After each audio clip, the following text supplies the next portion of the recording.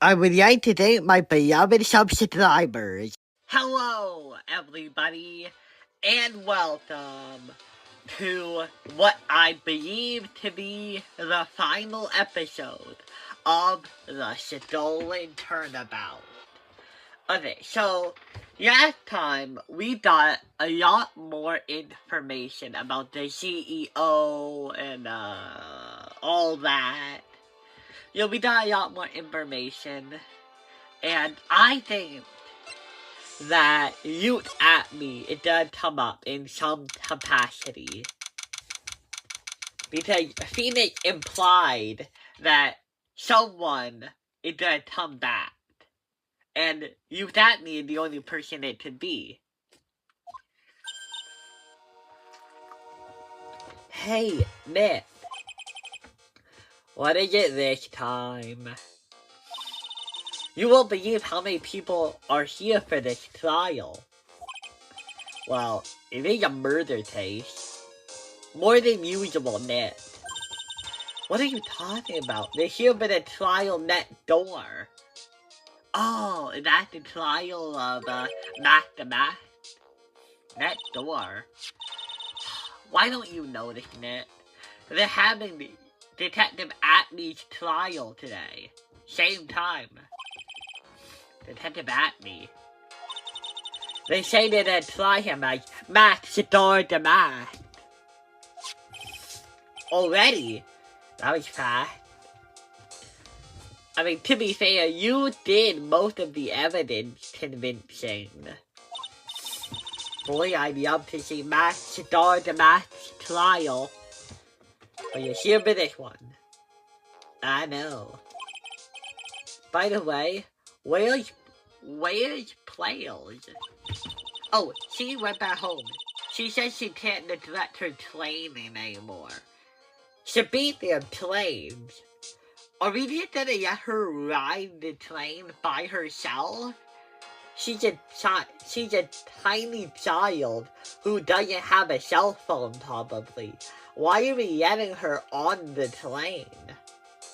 I hope that she sits with, I don't know, she's on a train, so, are they, train attendants who can keep her company, somebody on staff who can watch her on the train? Because, the whale doesn't really care about how responsible you are. They can kidnap you no matter what. I know you don't like me. Claire has really gotten into her training lately, huh? Yeah, ever since that incident last year. Please, don't ignore me! You're here to do the thing? No? Okay. Oh, Mr. Delight, good morning. No one likes me. I mean, you haven't given us much of a reason to like you. You haven't really given us a reason to like you. You really haven't shown us any of your good sides.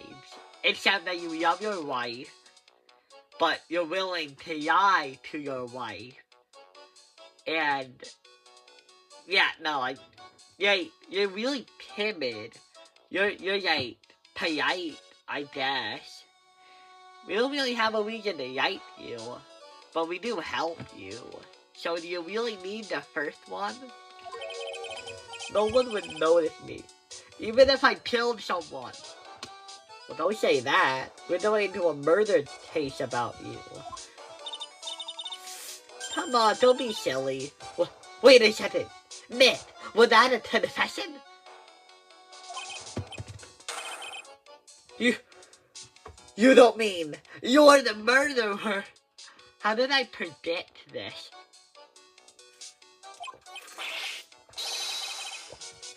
No! I'm just a poor thief. Lock him up, buddy. Like what he all says. No, wait, that's not right. A thief can't really be poor. Yes, they can. That's why most people become thieves. I mean, nobody would say that a thief who, nobody said that all thieves aren't poor. Now yet see, according to Mr. Delight, from his second time on, he was following a bunch of set plans. Plans that someone had been sending him to help him commit the heist. Do you really think there's a connection between the thief and the murder net? It's possible, but today's trial is a race against the clock. Huh? How come? Let's just take our time like always. I'm afraid that's not an option. Huh? Nick, I'm your total counsel. You need to tell me what you actually mean behind all of your tool lines. If I'm to help you, you have to tell me what your plan is. No, wait, don't fade to black. We're not done talking. No.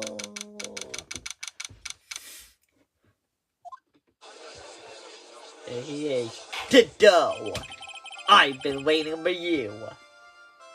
Put in... Objection! Order!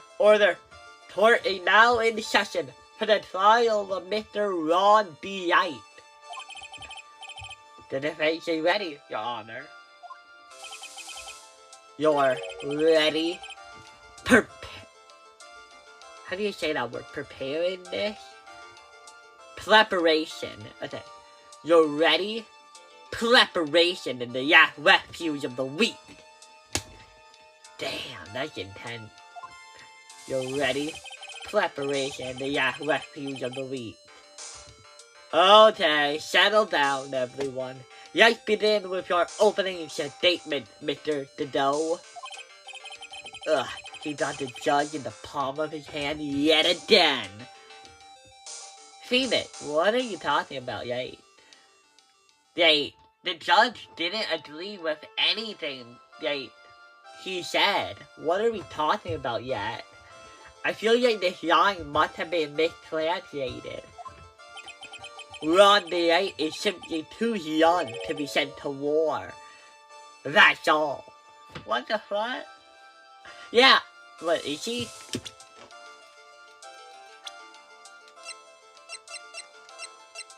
This wasn't the perfect age to be sent to war. Not 18, not old. He's perfect. What are we talking about here? Ron the Wright is simply too young to be sent to war. That's all. I'm afraid I have no idea what that means, Mr. Dido. That means nothing to me right now. Ha! Then you need to get out more, Your Honor. What the fuck? What is this guy doing? Life is war. So, he's too old to be alive? Oh yeah, he's too young to handle war? Life is war. But that is exactly why you must be more precise with your wording. That's all my statement means. You understand now, right? Well, yes. Well then, let me briefly summarize the details of this case for anybody who cannot understand that opening statement of his. Wow, the judge is taking charge as he knows what's happening more, it seems. The victim is Payne Bullard, CEO of KB Security. His body was found in a safe at approximately 9 a.m. on the morning of the 13th. However, the time of death was estimated as 1 a.m. of the previous day. And that's when all y'all little kiddin' dropped the ball.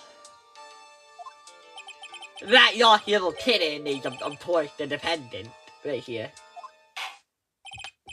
Very well then, Mr. Dado. Please tell your first witness. Nah.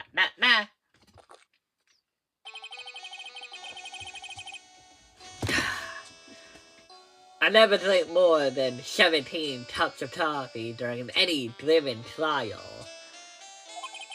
But the first one is always the best. That's why somebody a long time ago once told me that maybe I should drink the first one, yeah. But I shot him in the head for saying that. Mr. Dado, your witness. Then, let's hear from what the defendant, Mr. Wright, had to say for himself. The defendant? Well, Mr. Wright, did the defense have any objections? It may be a bit of a disadvantage having the defendant to testify. True. But, I remember when Mia was defending me. She allowed me to testify, so she could do the cross-examination. She put a lot of trust in me back then. And then, I stabbed her in the back, like a ton of times when I testified. She probably did not like that. If only I could have heard her inner monologue back then. I wonder what she was saying about me. I wonder if she made fun of my shirt. Gotta be a dork. We have no objections, Your Honor. The defense will allow Mr. Wright to testify. You've done Dutch tonight. But Dutch aren't the only things you need in war. Well then, Mr. Wright, please take the stand. Shoot it down! You did it, didn't you? Yes. Well, oh wait, what? No, that's not true. Well, guys, I think we can all wrap this up right now. Hey, Judge, did you hear me? He said it. He said yes. I think we can all go home. I wanted to drink more coffee at my house. It's better than drinking it here. I have a full bar of coffee at my house. All I have is this one mug. I kind of want to go home. But, yeah, no. That guy totally just confessed. Somebody read back the record. It totally was on there. He did it, right? We can all go home. I'm the judge. I kind of want to leave now. This guy just confessed and everything. He just said yes. And did you hear how fast he said it? Yeah, and he said it happily, too. Did you see the smile on his fucking face? I think we can all go home. Right? Anybody not want that? Not you, Phoenix. Huh. For a moment there, I thought we'd be setting the record for the shortest trial ever.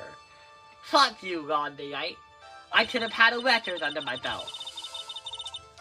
Well, Mr. Wright already looks plenty guilty with that face he's making. So happy. Yeah, and once he opens his big mouth, he'll probably put the last nail in his coffin. Ha! Very well. Now then, can you tell me something? If you didn't kill Bullard, why did you go to KB security? Well, that's kinda hard to say. Yeah? Well, I want to go home too. And all you had to do was keep saying yes, that you were guilty. But no, we couldn't do that. So you have to be here as hard as I have to be here. Now then, let's hear some testimony about what happened. God, we need to get into the flavor of the game now. Witness testimony! My vision today be security.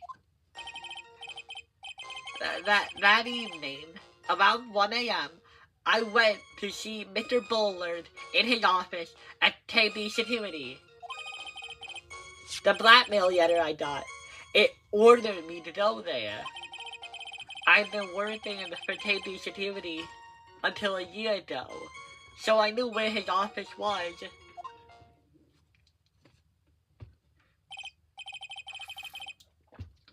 1 a.m.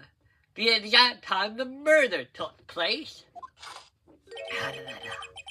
Ha. The week that washed up by the tides of fate, the citron drained it up. Yeah, I know some people... Oh, fuck, sorry.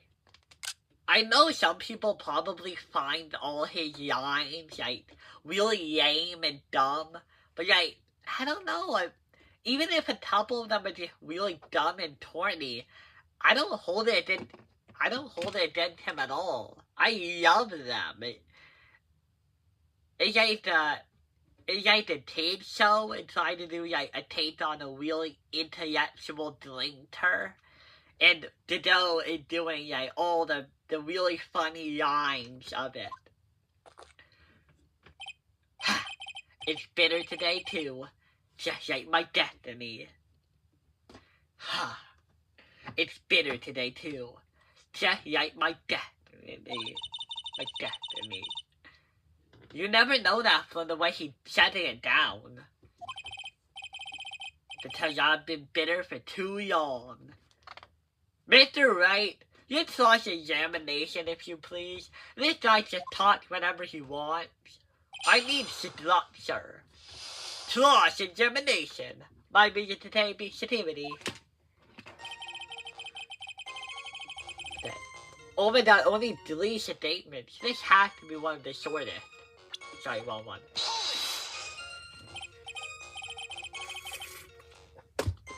"1 a.m., huh? You're absolutely sure about that?" Yes, that's what my watch said when I was entering the CEO's office. No. Actually, I'm not really sure. My watch was slow and my internal clock was also a bit. 1 a.m. That's the exact time the victim, Mr. Bullard, was murdered, correct? It's too late for a coffee date, that's for sure. Is that a yes? You didn't answer my question. Yes.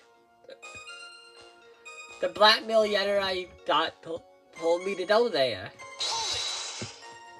Here's the thing. It ordered you to go there. It was the first time I've ever gotten a blackmail letter that ordered me to go somewhere.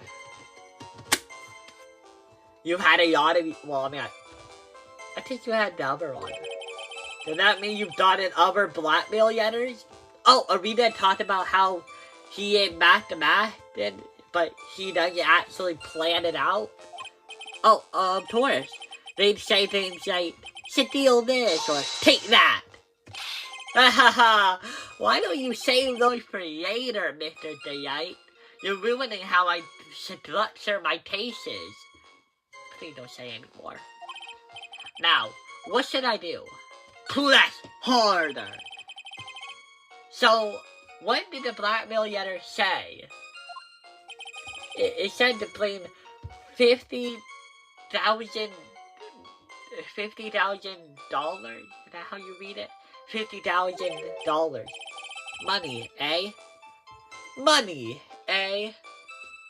Money, eh? A perfect motive for committing murder. Oh, but wait! I never intended to pay that money anyway. You see, Your Honor, this guy, not only is he a vicious murderer, he also doesn't keep his promises. That should already be a crime, in my opinion.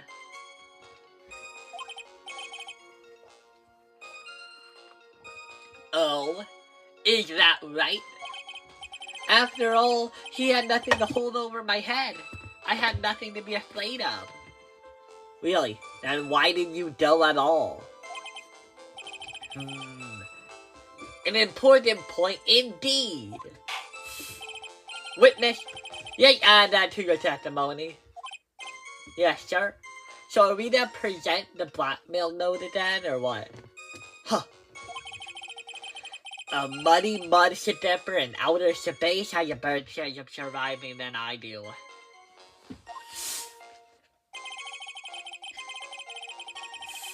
The blackmail threat didn't scare me.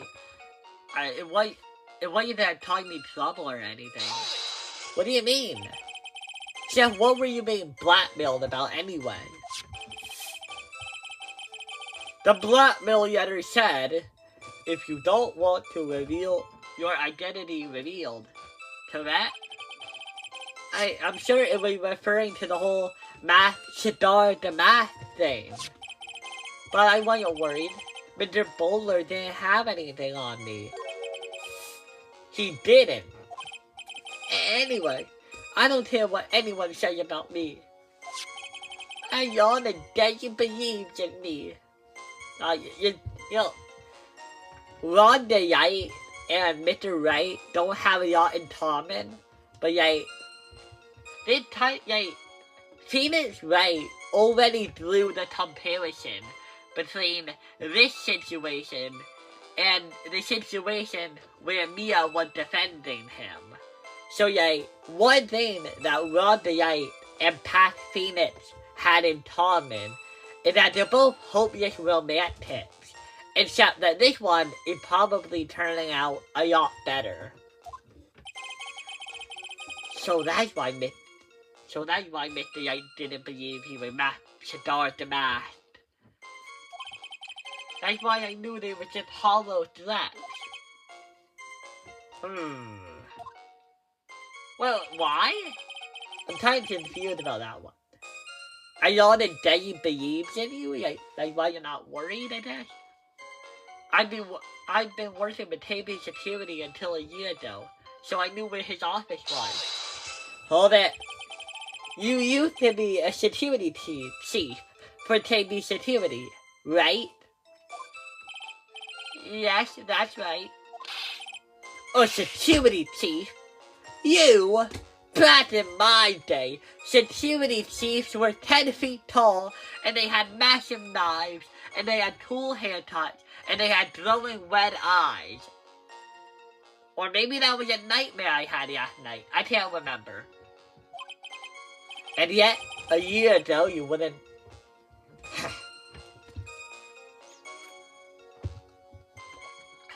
And yet, 1 year ago, you were fired without notice. Revenge for an old judge. A perfect motive for murder, wouldn't you say? Hold it! I thought you said his motive was money. It can be both. Who says it can be both? Murder, motive, money, a grudge. Perfect. This isn't good. Maybe I should change the subject. Oh my god, I got 3 choices right now.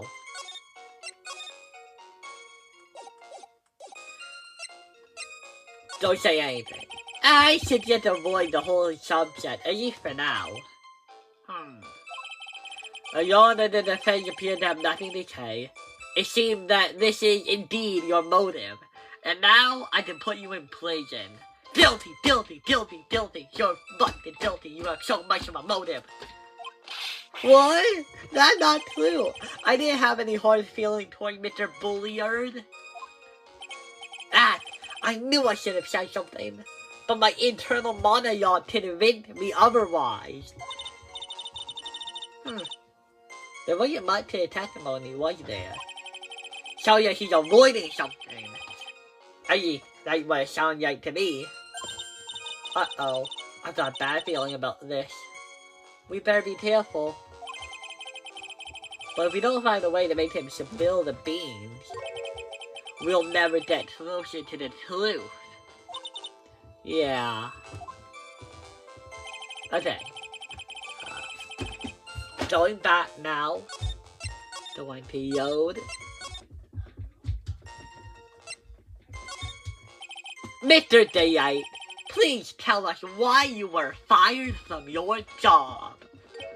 Well, the whale is... Sorry, I have to have another sip before I do this line.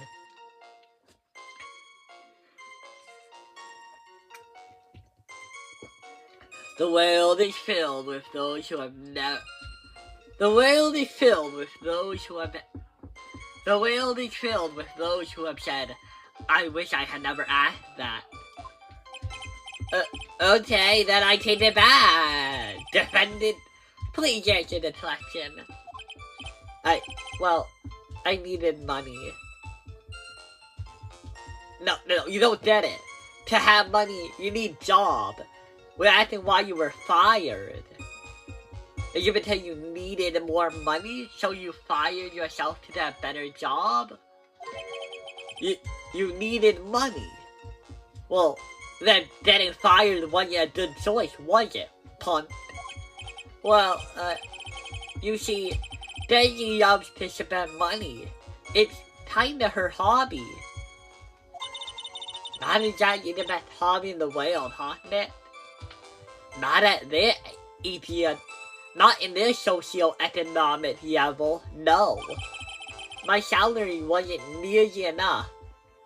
You were a security chief. Okay, I have a question for anybody who knows about Japan who is somehow watching this video. So, like, what would be the equivalent of his current job? What would be the equivalent of Kane Bowler security in Japan? Like, what would it be? And then, like, what would Ron salary probably be in, in that company as a security chief? Because I feel like, it wouldn't be a massive amount, but it would be enough to pay for, like, a shopping trip or two. How much money is she spending? So I stole data from the company. What the fuck? Oh, you're a bad guy. Coming in? KB Security has a lot of security information on all sorts of companies. And since I was a security team chief, you stole some data and sold it. Mr. Bowler found out, and I was fired immediately. Okay, Ron, you're kind of a bad guy. Instead of having a talk with your wife about how much you can't afford some of her trips, you decided to do all these illegal actions instead of having a talk with your wife? Did we like this guy? He's not an evil person, or even a malevolent person, but he isn't a really good person either. He sold data that... Not evil, but it isn't moral. What? I wish I never asked that. Ha! And that's the Nado special. Making you repeat what I said.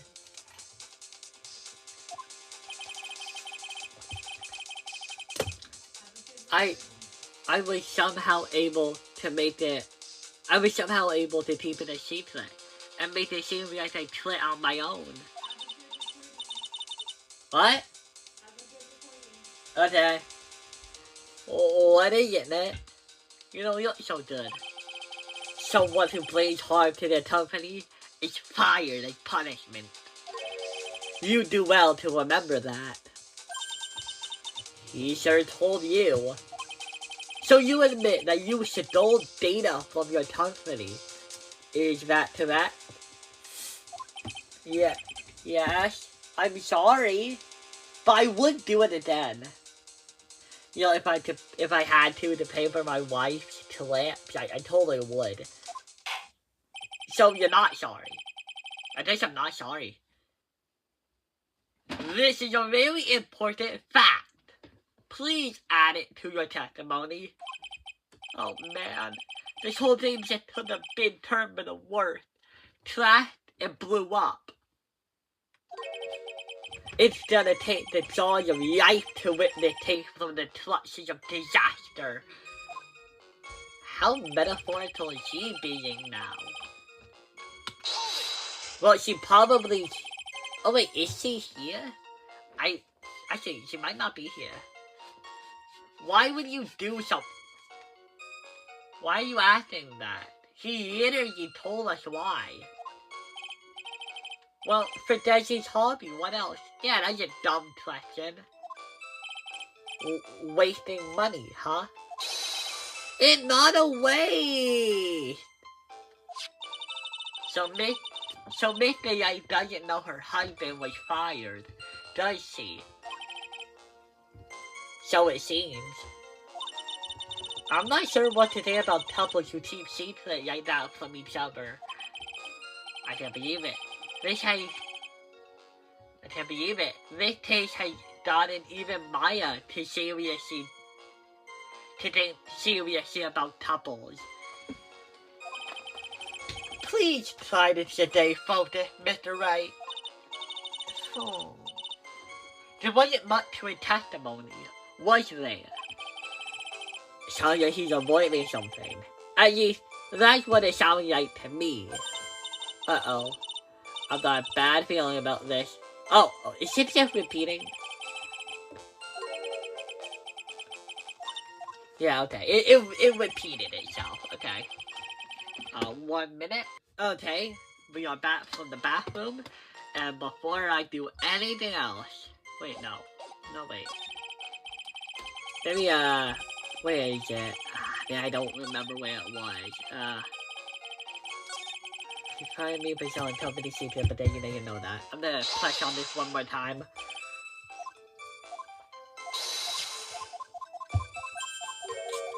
Okay, yeah. That's not it. I wonder if this had new dialogue.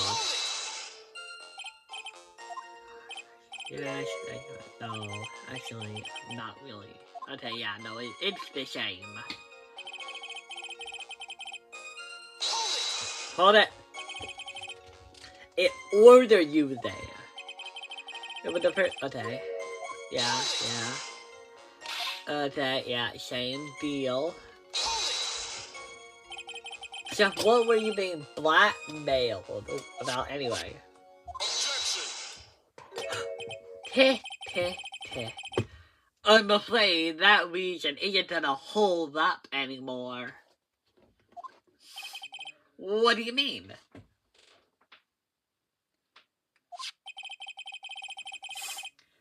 The victim had no proof that the defendant is Star the Mask.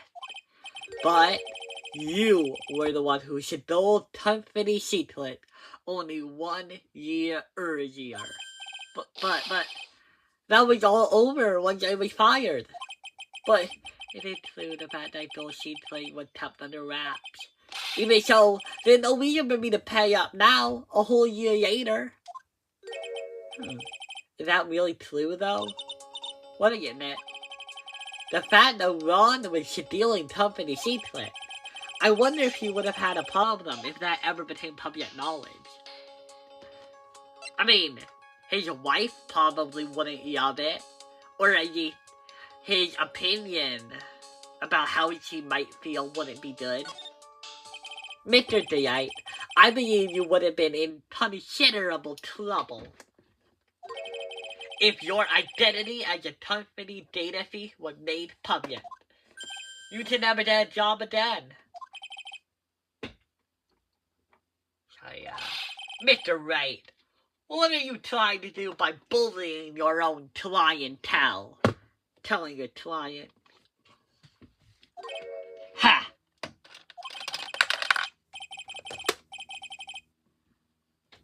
I did not. Okay. Men are a colony of bacteria. The more heat you apply, the faster they grow. Okay? Did that also apply to you or just me? That's exactly right. What?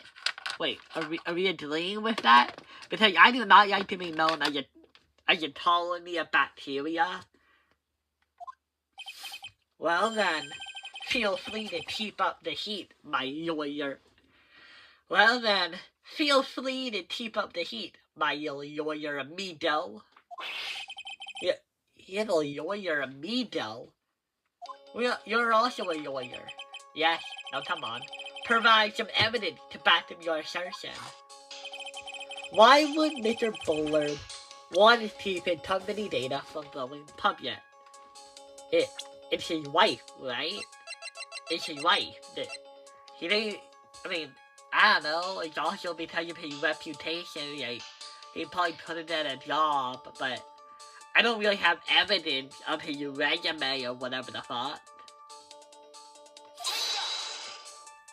No?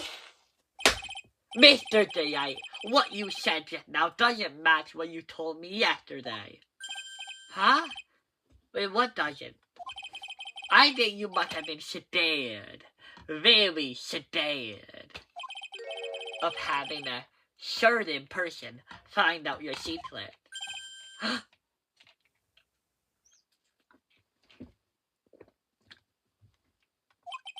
A certain person? Mrs. Desiree Dayite, Mrs. Desiree Dayite, the defendant's wife. That kind of rhymes. Mrs. Desiree Dayite, the defendant's wife. Dayite, wife.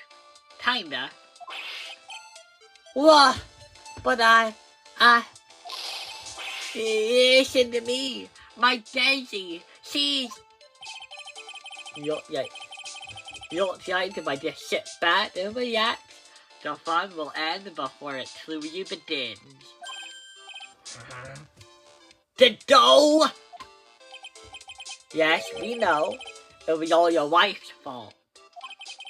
What do you mean? Mr. Dayite stole company data to pay for his wife's spending habit, for which he was fired. Unable to face his own wife, someone used his dirty little secret to blackmail him. And that is how this murder came to be. Oh. No, everything is falling neatly into place for him. Because it makes sense. Maybe he did do it. Maybe we should all go home. Don't talk about my Desi like that. Hey Ron, another reason why we don't like it is kind of how much of a simp you are for your wife. She's your equal. Stop bowing the fuck down to her, yay. I'm pretty sure if you were spending too much of her money, she would probably say something to you. And then you're just a complete pussy about it. But I guess it makes sense since you probably don't have anybody else. Or you'll be sorry! That is the best thing a defendant could say on a murder case. We should all go home, guys. You wanna have like a toffee party or something? Well, it seems that we've learned a great deal of games here so far. What do you think, Nick? I didn't think it would be possible to get so thoroughly ripped in just 20 minutes. But I mean, I guess I should have known it was possible with Francisca existing in this world. Clearly, there is or was sufficient motive for murder. He had the motive and the opportunity. Yet be honest, he's guilty, guys. Let's go home. He stole data for his wife and killed to protect his secret. A family man who just cared a little too much. Damn, that's a good line, John. When did you get so cool? You're right. He is a family man who has just a... I want to repeat the line better. A family man who just had a little too much. The motive is clear. Let's move on. Oh, God. What happened at the crime scene What happened at the crime scene at 1 in the morning, Mr. Dwight? Come on now, tell us. We're all ears. Witness testimony at the CEO's office. When I entered the office, there was a suspicious shadow there. Oh, my. Did I miss it? Shit, how do I check it? What button check shit? Shit. What? Why can't I check my pictures? Suddenly, I was hit on the forehead. After that, I remember being a bit dazed. If I wasn't wearing that, I would have been killed. Oh, you were wearing your costume. When I came to, Mr. Bullard was lying there, dead.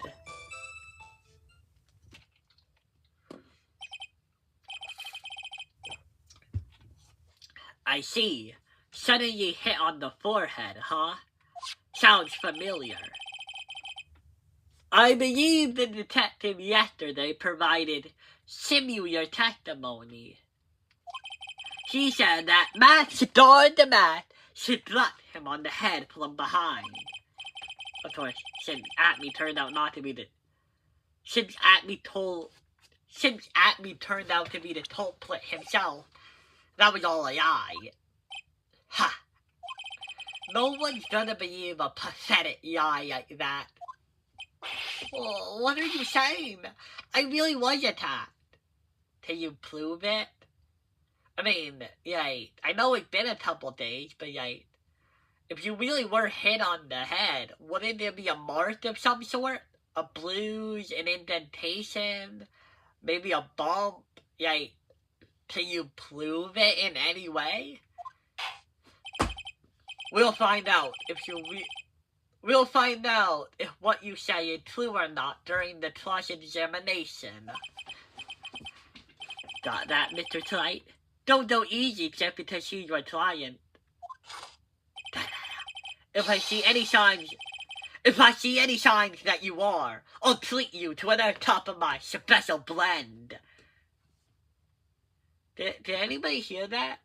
That guy just threatened to battery me. Wait, is it assault? Which one is it? Okay, assault? What is the other one? It's aggravated assault. I think it's assault, right? I think it is. Because I remember there's another part where assault has another part where it's oh man, I should really look it up. But basically there's another word that also begins with an A, and that one, it doesn't imply harm. It implies the threat of harm. So one is that, to get the both of them, you have to be you have to be threatened, or you have to know about the violence, and then the violence has to have happened to you. So this guy is saying, hey, I'll do this to you. And, that is the threat. Or, the warning. The next one would be the assault, I think. You don't need to worry about that, Mr. Dido. I have faith in Ron. I know he didn't do it.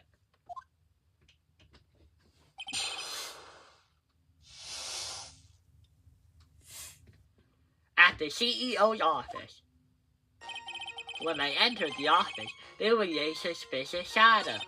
Suddenly, I was hit on the forehead. After that, I remember being a bit dazed. If I hadn't been wearing the... Oh, you didn't tell us what it was. But I assume you're talking about your math-to-math costume, right? Who was this suspicious shadow?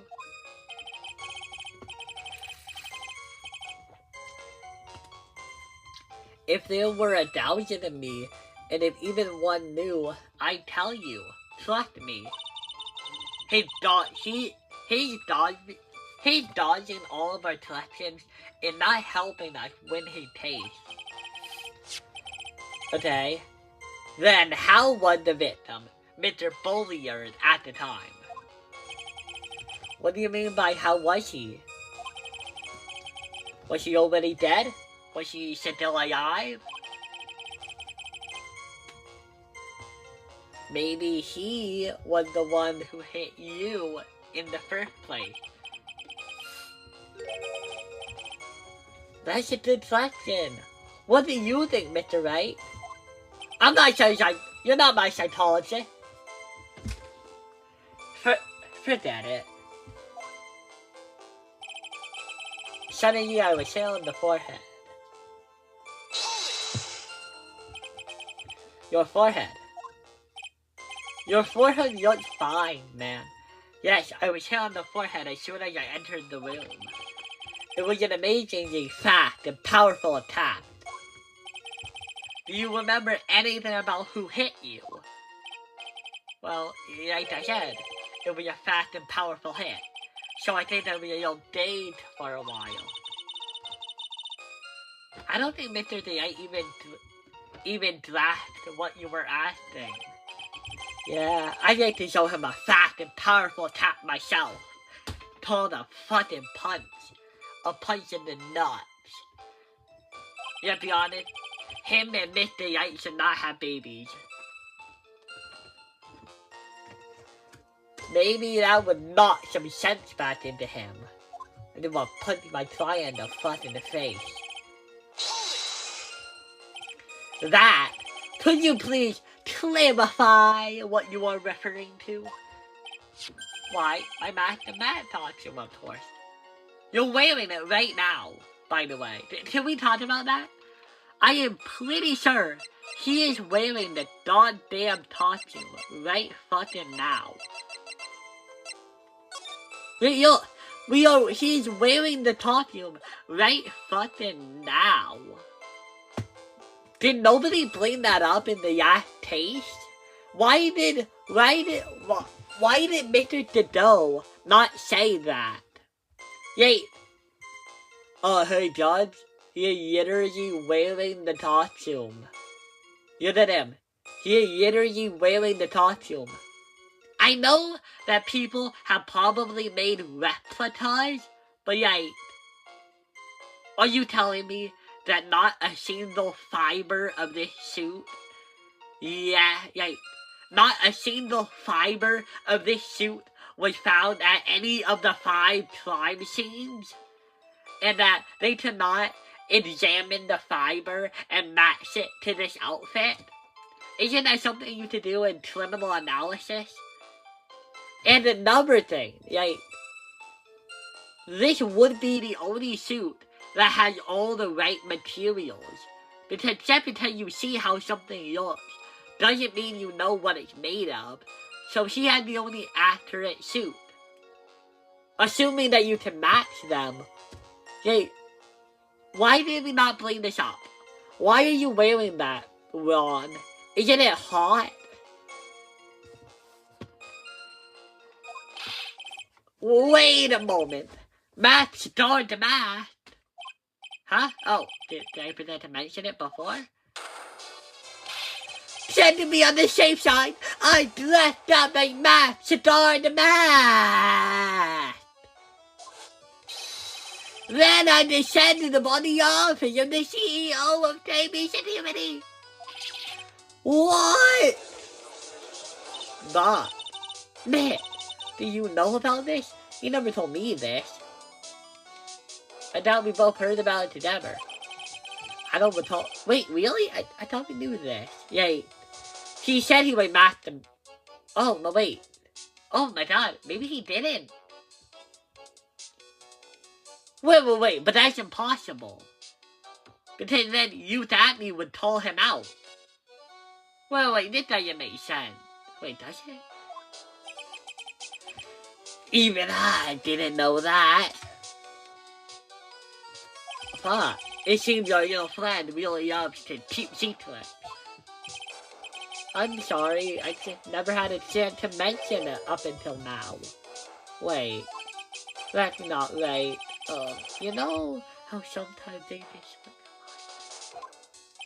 Ha! My 6th cup of coffee is staring at... Ha! My 6th cup of coffee is staring up at me coldly. Anyway, we can't ignore this new piece of information. Witness, please correct your testimony. Thank you.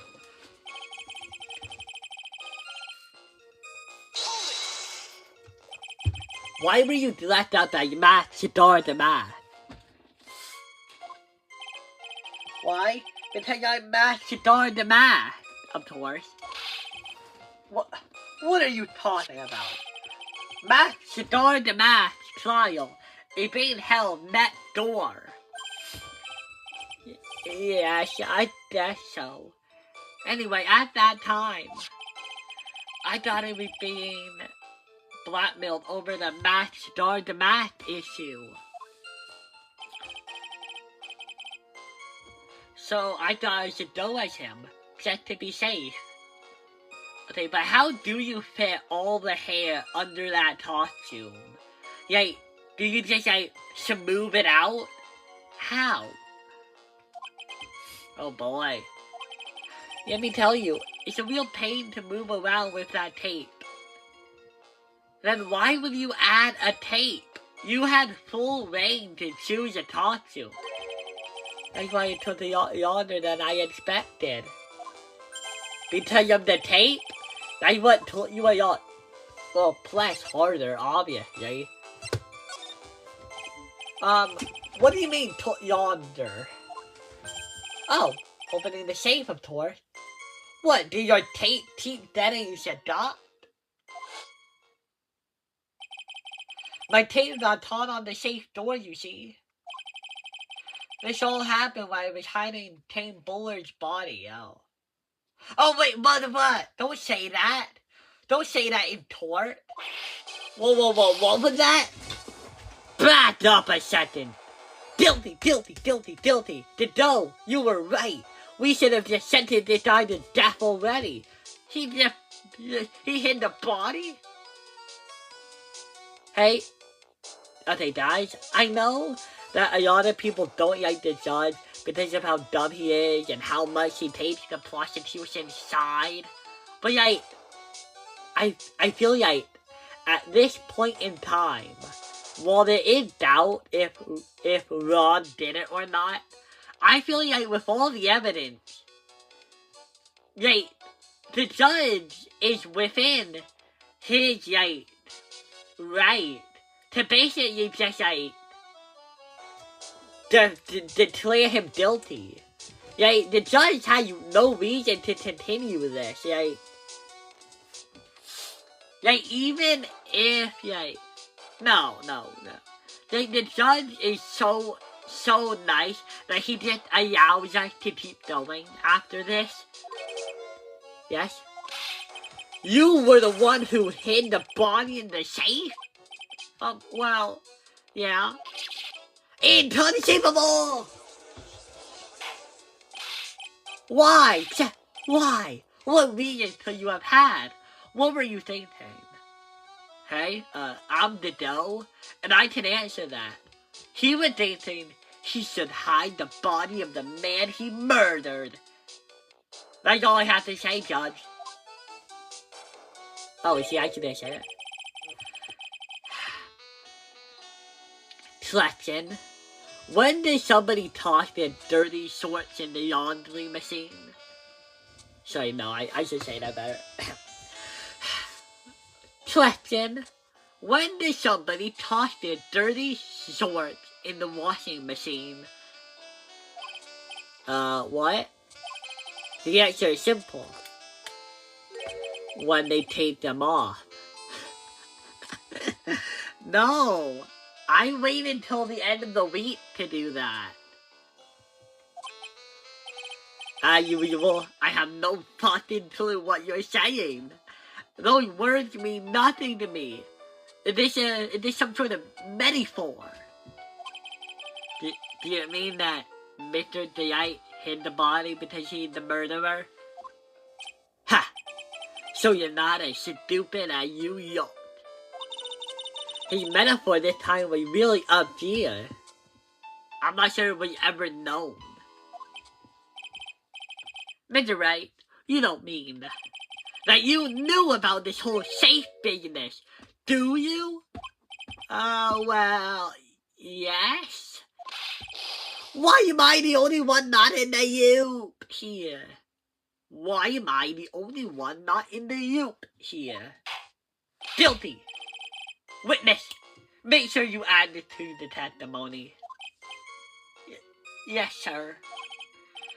Uh-oh, you look like the storm flood is moving in over the Fairweather Judge. I panicked and hid the body in the safe and took 10 minutes.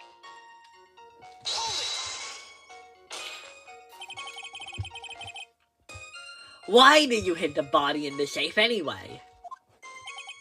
Well, because you wouldn't fit in a drawer. Yes, that is the best reason you could have possibly given us. Your Honor, I think we should let him go, just because of that answer. That's not exactly what I meant. I didn't mean, like, why did you put him in that particular item? I kind of meant, like, more of an overview. Why would you hide the body? When I saw the corpse, I kind of lost it. Boy, some would say you never had it. I thought, if they find his corpse, they'll think I did it. Ha. Ha. Ha. I think you had a much simpler reason than that. It's because you killed him. That's why you spent 10 minutes hiding the body.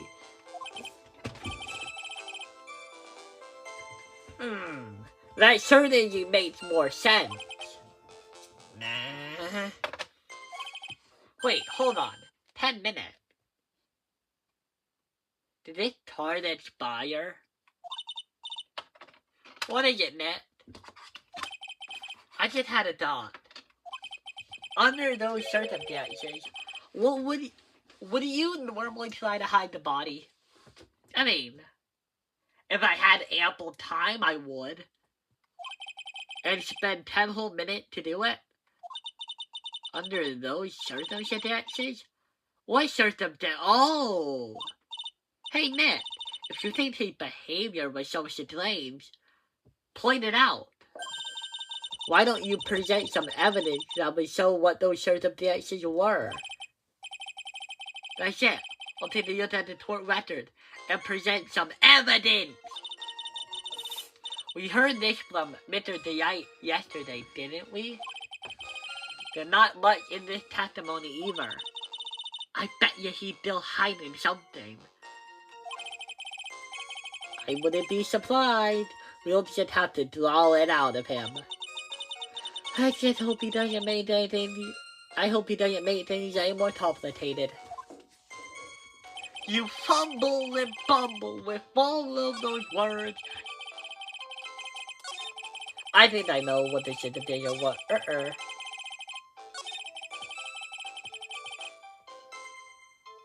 Wait, do I just hit this button? Oh, okay, yeah, no, it's just, okay. So, I'm actually wondering, like...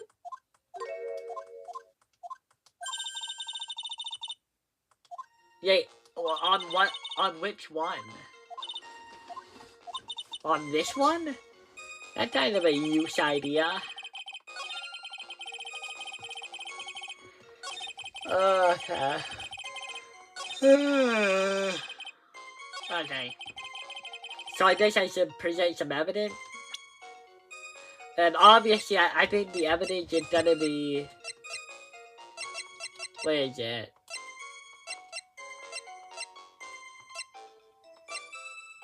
Yeah, okay.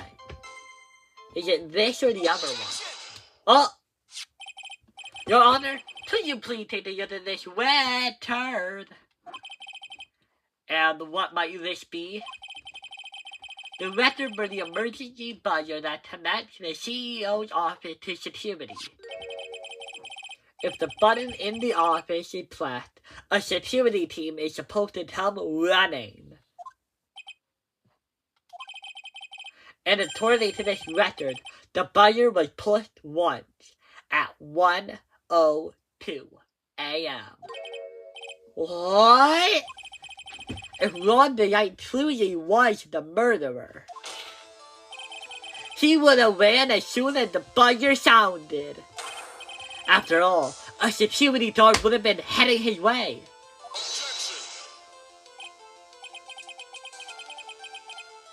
Wait.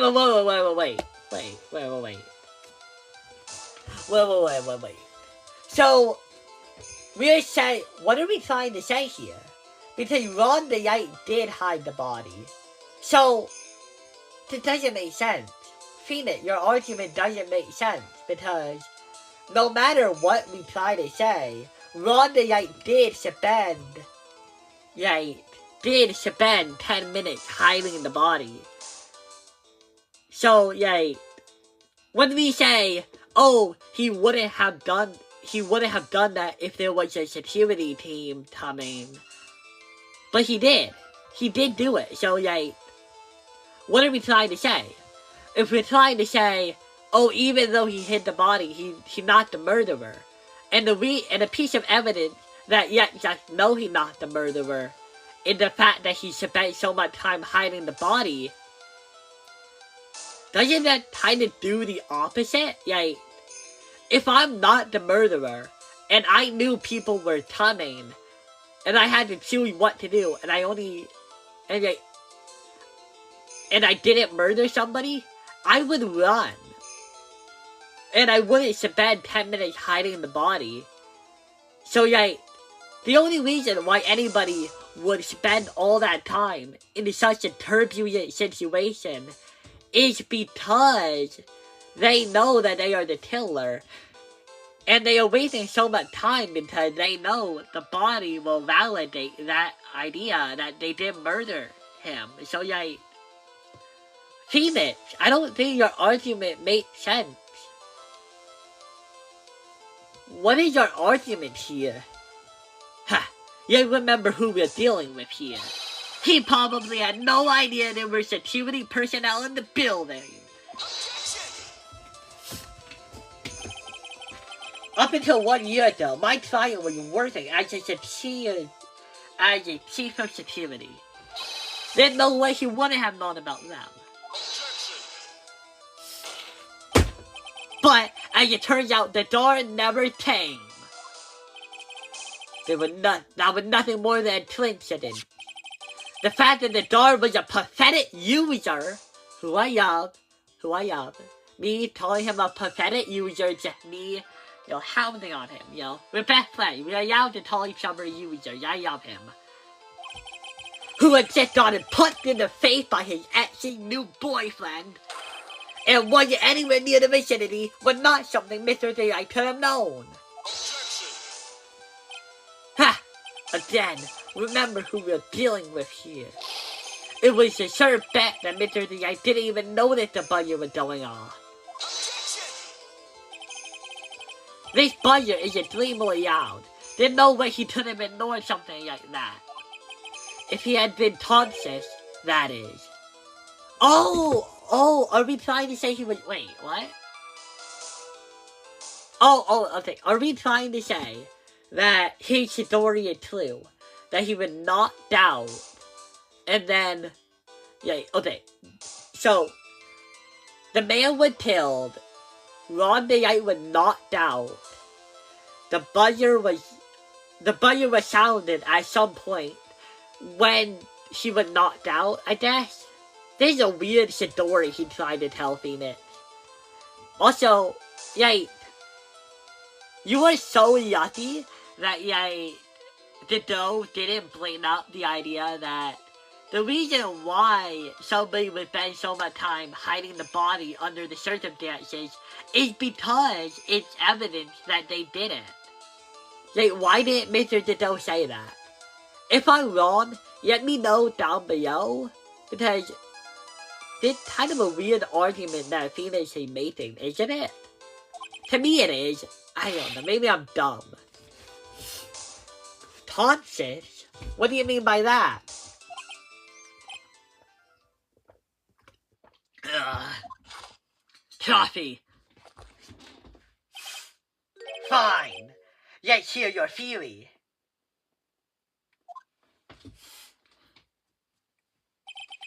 Recall the defendant's testimony. The moment he entered the victim's office, someone had attacked him. Mr. Wright said he felt dazed. I'm willing to wager that he was knocked unconscious for at least a few minutes. Unconscious? So he fainted?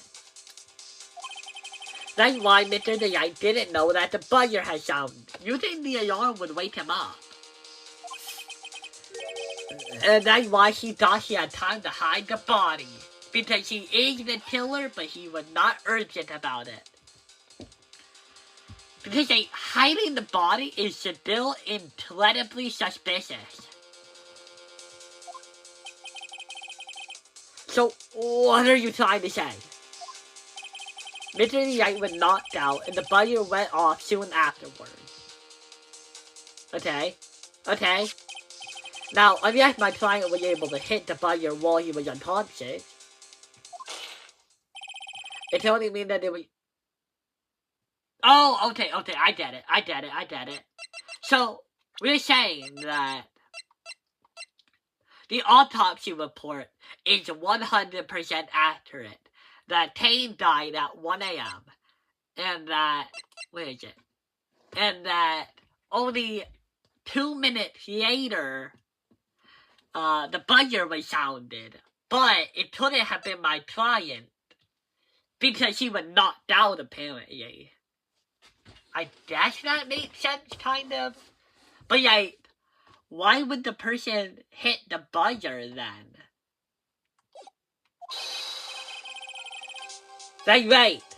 Whoever it was, they knocked out Ron and pressed the buzzer. Why? If we're gonna argue that this person is the true murderer, why would they press the button? Wouldn't it be easier to say that maybe Kane Bowler lived another 3 minutes? Wouldn't that be easier? Because, yeah, as far as I know, no autopsy is accurate down to the second. Isn't it all about minutes and shit? So, yeah, why not? Wouldn't a better argument just be that Kane Bowler lived a couple more minutes to hit the button, and then he was murdered? Wouldn't that be easier to justify? Order in the court, Mr. Wright. This is impossible. You are dumb. This is preposterous. It was this kid. Ron the Wright in the... Ditto? You saying your primary argument or your primary opinion is not gonna help your case. I have been blaming up a couple good points you could have said. And the one who killed Kane Bowler. Then who pressed the buzzer? Kane Bowler. Wait. Why are we just taking Ron the Wright at his word now? He says that he was not unconscious or something, but we have no reason to believe that he was ever hurt. He doesn't have a bruise, he doesn't have a bump, he doesn't have any lasting head trauma, apparently. Wouldn't we, like, know if he was hit on the head? Because if it was enough to knock him out, wouldn't it have... Like, I can... Look. I'm not being knocked out right now. And I'm also not getting a head injury. So, like, if you're knocked out hard enough to be rendered unconscious over a loud alarm, wouldn't you have a bruise? Like, okay. So, somebody had to have arrested... Like, Ron the Wright Like, did nobody see Ron the Knight with a bruise after the event at all? Like, and wouldn't it be easier to say that Ron the Knight hit the button accidentally or something than saying that a third person hit the button all on their own when we have no proof of a third person? Then who pressed the buzzer? It was the victim, of course. He pressed the button when the defendant had attacked him. He didn't die right away. He must have held on long enough to push that button. Sorry, I'm gonna repeat the oh my god, that's epic. He's so fucking cool. He didn't die right away. He must have held on long enough to push that button. Ah. Oh shit, that actually worked? I thought we were just gonna use the autopsy report. So St. Bullard sounded the buzzer hit. Thank you! Autopsy reports aren't always accurate. So St. Bullard sounded the buzzer himself. What is your opinion, Mr. Wright? I don't like it, because it doesn't prove my point. I need to prove that there was a real criminal at the scene, but how? I am gonna take the bathroom break right now. Okay, we are back and yet go on. I need to prove that there was a real criminal at the scene, but how? Can I prove that it wasn't St. Bullard who sounded the buzzer? Can I? Wait. Let me check my court record. How do I? Oh, here we go. I'm gonna look at the... But that isn't proof either way, really. Oh, okay. This ain't proof, actually. Because unless St. Bullard was wearing gloves, it would have to be this one. Right? I can prove it. The defense's opinion is this, Your Honor. This piece of evidence proved that it wasn't the victim who sounded the buzzer. It's the gloves, right?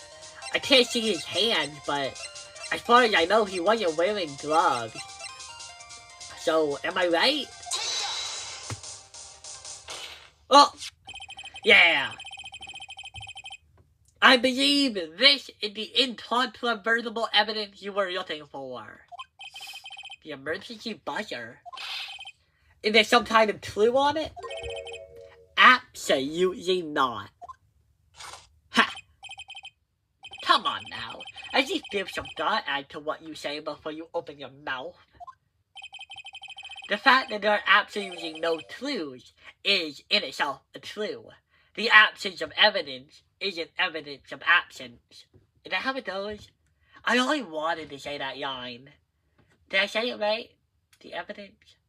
The absence of evidence, that part sounds fine. Isn't absence of evidence? I think that's how it goes. If I said it wrong, I'm pretty sure I didn't mean it wrong, though. What I meant to say was right? The fact that there are absolutely no clues is, in itself, the clue. Now I'm the one who's clueless! This buzzer has no fingerprints on it. If Mr. Bullard really pressed it himself, naturally he would have left his fingerprints behind. I would spit water if I could make sure it wouldn't make a mess. But Ron the Knight obviously wiped them off.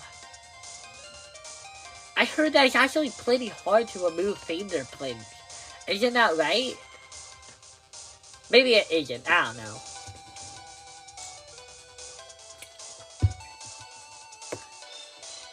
I mean, to be fair, Ron the Knight spent 10 minutes hiding the body.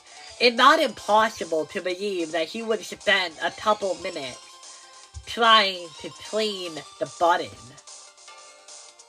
But why would he do that? Oh, I guess to, like, hide the idea that Tame Bullard was even murdered. Because, like, there are fingerprints that proved that the button was hit. If there aren't no fingerprints, and there isn't no boss, then maybe somebody could have assumed, oh, maybe it was an accident. Maybe the button short-circuited, and it accidentally filed a report. I don't know. Why would he? A guard could have come in at any moment. Why would he hide the body? He touched that button, I know he did. Who? Tame Bullard or Ron DeYite?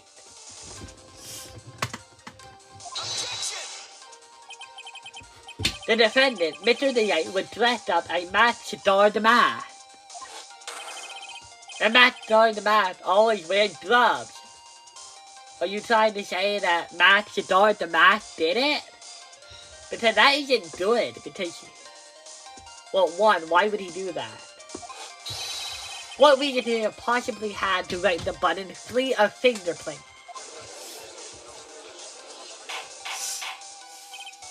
Order, order, order! Ha!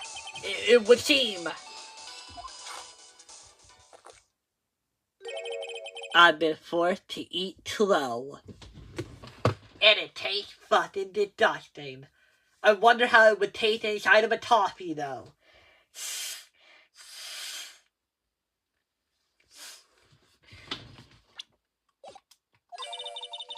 I wonder what blend number slow flavored toffee is. 9.97. However, if the real killer was there at the scene, why would that person press the emergency buzzer? Oh, I get it. The reason why the real killer hit the emergency button is so that they could leave and Ron DeYite would be framed as the murderer. That's what Phoenix is gonna say, right? Shouldn't they have run away without putting themselves in extra danger? Phoenix! What the fuck? I thought that was your plan. Were you just gonna assume that they hit the button with no rhyme or reason? It would have made more sense if Tame Bullard hit the button like this. What if he did this? Just because there are no fingerprints doesn't mean that there are no, like, touch prints. What if he just did this to the button? What if he elbowed the button? Maybe that would be why. What if, like, Ron DeYite hit the button, hoping that he could, like, I don't know, bring attention to the body or something, before realizing how bad his predicament would be. But no, you decide to hop into the real killer hit the button with no rhyme or reason? Man, I came up with the reason before you. And I'm not even a lawyer. Ha! You're flesh out of your clips. They're on to you, Nick. Just give me a minute to take out my dogs. I guess he didn't have it all planned out in his head. The real killer, the real culprit, killed Mr. Bullard at around 1 a.m. Okay? The real killer, the real culprit, killed Mr. Bullard at 1 a.m.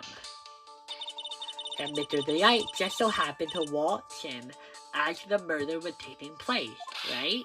Bam! The killer troubled Mr. DeYite, then sounded the buzzer. Even though security was supposed to respond right away if the button was pressed, security was supposed to respond, huh? I think I already figured it out, guys. Time's up! Time's up, Mr. Wright. You see what you have to say. But very well, then. Oh, you've got some guts. I like that in an opponent. Why did the wheel tiller sound the emergency buzzer?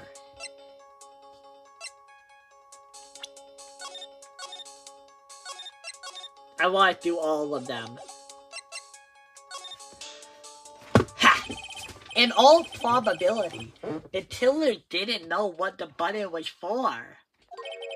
What do you mean? The tiller probably thought, I wonder what this does, and pressed it to find out. Oh, that's exactly how I made my mistakes too. See, we have precedent for this situation. Objection! That dumb as fuck. Ha! Is there a functioning brain under all that ridiculous hair, Mr. Wright? Huh? The panel around the button is labeled quite clearly. Is it? That did not say emerge. I mean, I guess at the bottom maybe it does say that, but I don't know if I would say that. It says emergency button. I do not see those words on that button right now, but okay. Go! Let me guess. Like what you did? Maybe not. You want to claim this mysterious killer was a... Oh, shit, I got hurt. Maybe not. You'll want to claim this mysterious killer was illiterate. One more time. I thought it calmed down and date. Why did the wheel tiller sound me? In all probability, the tiller didn't mean to press it. What do you mean? Impossible that they simply pressed it by accident. It could have been with their back during the shuffle, for example. Aha! That must be why there weren't any fingerprints. Ron, you are just as dumb as dumb Phoenix is. Objection! Ha! Ha! Is there a functioning brain under all that ridiculous hair trait? Huh? The accused testified that she was hit as soon as she entered the room. In other words, I far from the buzzer she took. I guess that, yeah, I guess that adds up. Duh! It would seem that you've been taking more ride, Mr. Wright. Oh no! What they don't realize is that every time of their penalty, it feels like they're having a heart attack. Maybe I should have tried harder.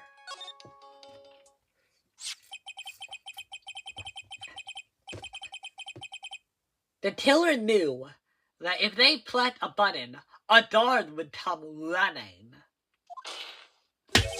And that's exactly what they wanted. Do you mean that the killer told the guard on purpose? Yes. Although, as it turns out, he never showed up. Because he was getting his plot cleaned at the time. Yeah, poor old Yeri. Ha! What a touching story. You're saying that the killer had a change of heart and told the dog to turn himself in? Well, when you say like that, it sounds dumb. But yeah, I believe that people are capable of redemption. Nick, have you been watching a lot of Has-Been Hotel lately? Yes, Maya. Probably not the best show to watch when you're, a lawyer, is it? Or maybe it is, I don't know. You're saying that I only read that. Why did I reread it? No, I'm not. I don't believe in redemption. People are either good or evil, and they barely change for their entire lives. You think he would actually say that? When the buzzer sounded, there were 3 people in that office. The victim, Tame Bulliard, who was already dead. The defendant, Ron the Wright, who was out cold.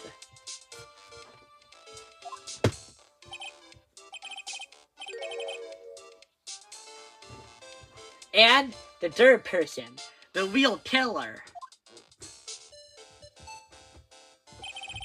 Hypothetically, yes, according to your claim, that is, we still have no proof that Ron the Wright was actually knocked out.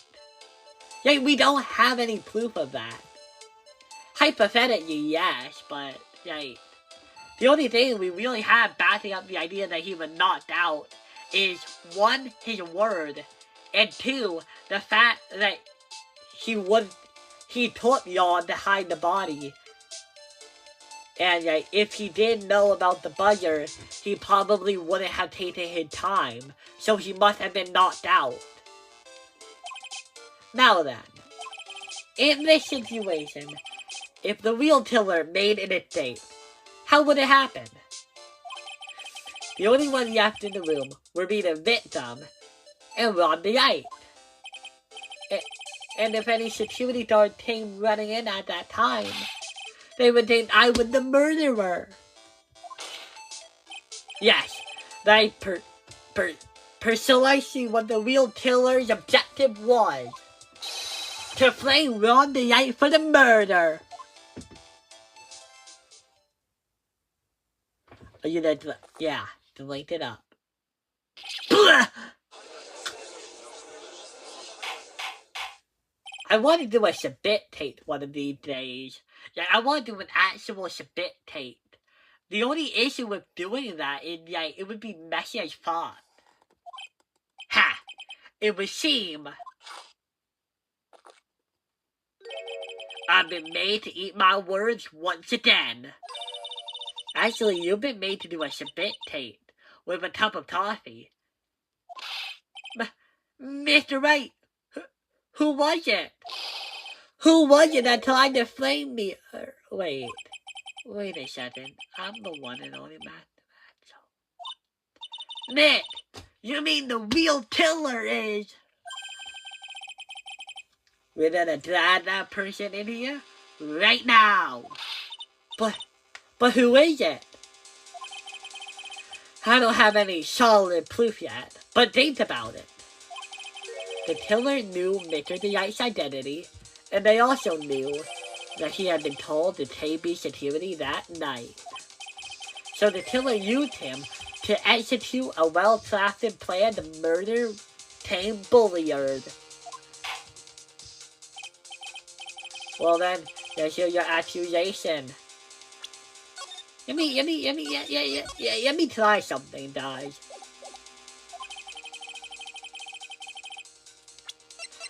I want to see if there's any special dialogue like that. I know probably not, since these games have a very low data storage. But I can watch that. Hang on, Nick. Are you saying that this person thought? Well, yeah. Who else could it be? Did they even know Mr. Yes, he did! He did! No, and not I wonder. He does, because it's him.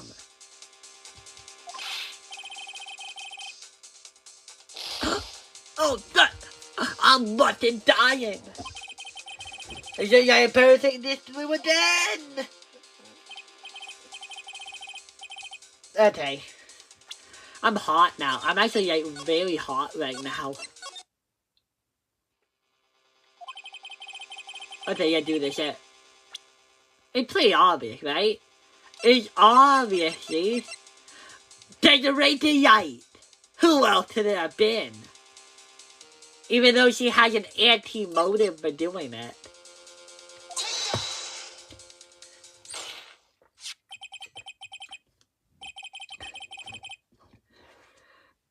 Detective used at me. He's the only one who could have done it. It's Detective? Used at me? You mean Master the Mask did it? Your Honor, the person being tried in the tort next to us is not Master the Mask at all. He is, in actuality, the true murderer of Tame Bulliard.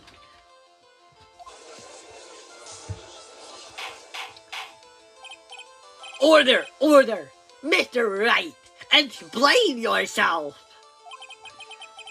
theft, and murder. Which is the more serious crime? They're not even close.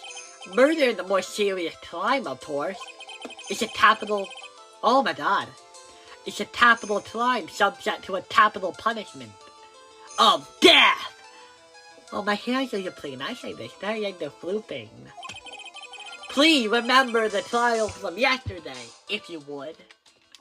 What if I don't want to? Well, shit, I can't stop you from not remembering it. When you got me confessed, there was a huge commotion in the courtroom. Of course, a famous detective was unmasked as well. Matt starred the mask. Instead of being convicted of murder, he was found guilty of grand larceny. That was his true objective all along. That's a pretty genius plan. Has anybody else ever done that? To be found guilty. Matt Shadar the Mask had the perfect alibi when the murder took place. He was stealing the urn at Georgie Taylor's.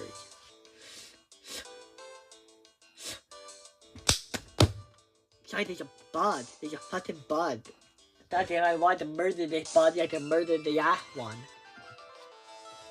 He was stealing the urn at Georgie Taylor's. In other words, being found guilty of the mask was used at me's airtight, watertight, unassailable alibi. A guilty verdict as an alibi? Okay, I thought about something. That is an incredibly smart plan from you at me. You may go to jail, but considering that, he may go to jail for life, but it's a lot better than being murdered. And he might actually have the chance to go on parole if he does good behavior. So, it's possible that he may get let out. On, maybe a jail sentence, which is either death row or, being in jail forever. That's a pretty smart plan. Can we talk about it more? It's almost time. For what? For you at me verdict. It was a pretty simple trial after all. If we then stop this trial and stall that one, we need to do it now. Let's all walk out of here in synchronicity with a massive explosion happening behind us, and we all wear sunglasses. Of course. That's assuming you have proof that the detective was the one who committed the murder. Shit. Fuck, I don't have any of that. Mr. Utami's trial has indeed attracted the attention of the entire nation. If we are to include and fail to provide adequate proof of his true crimes, Mr. DeYite would be with no grounds for appeal. Ooh, that's harsh. Am I really sure about this? Ha! A bet's only a Ha! A bet's only good. A bet's only good when your life's the ante. Mr. Wright, I believe in you. Mr. DeYite. That doesn't really mean a lot to me, but thank you, I guess. We're not really that close, are we? You're kind of like a mid-tier defendant.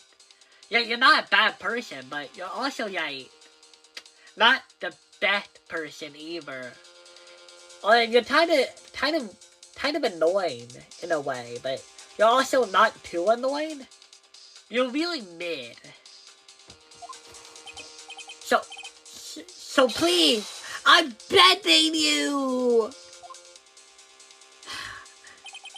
Thanks, but my decision will determine the rest of your life. Can I really live your life like this?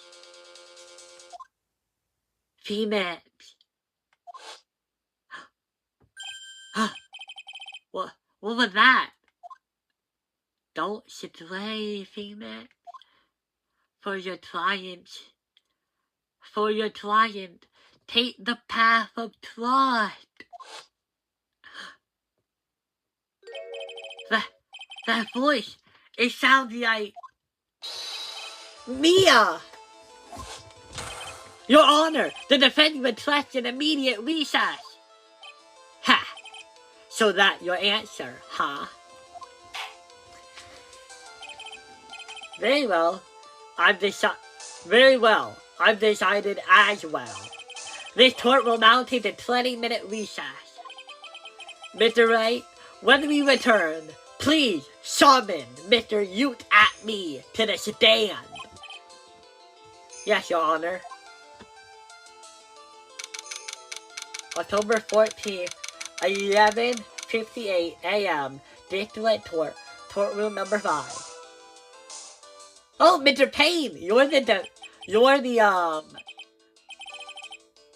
the prosecutor for this case? Huh. You think they would put someone a bit more up there on the list? Yeah, what happened to I think Francisca flew away. I think you're really the only other prosecutor I know about, I guess. Edgeworth is on vacation or something. So I think you are the only other lawyer I know of. Prosecuting attorney I know about. You must be pretty happy. You almost have a guilty verdict. Well, Mr. Detective. He. Well, Mr. Sir Lawyer at me. Well, Sir Lawyer at... What the fuck? Well, Mr. Detective at me. He.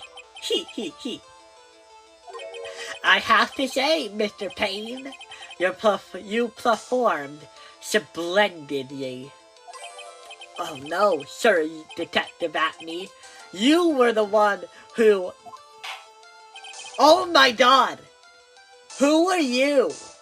Why is your beard weirdly colored? Why do you have hair on the top of your head? Why is it so weirdly placed? That's enough. Tis towards no reason to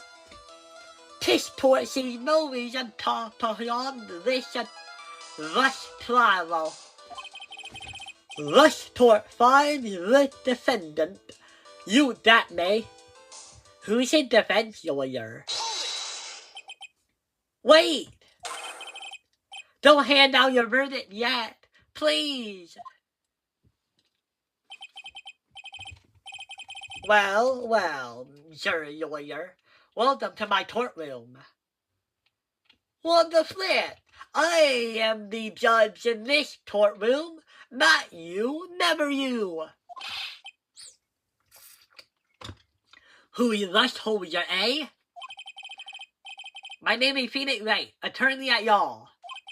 And I wish to file an accusation against this man. You at me. Accusation? You accuse Matt Star the Mask? That man is not Matt Star the Mask. He's just a ruthless murderer who wants to be told Matt Star the Mask. What?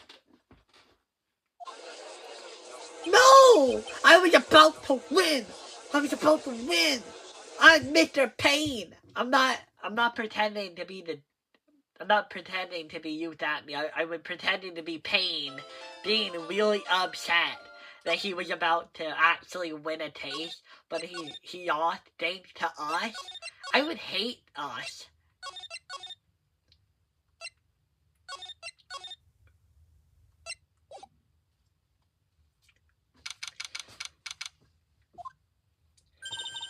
My sis, I could have sworn I heard Mia's voice.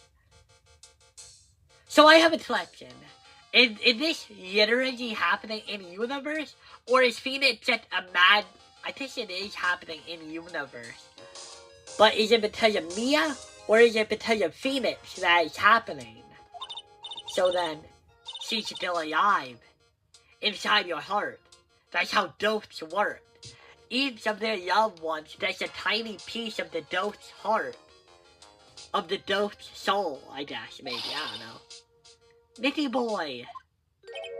Oh, Mr. Wright. Is it true that detective is the real killer? To be honest, we don't have definitive proof. He's the only one that could have done it. But wasn't he at Georgie Taylor that night?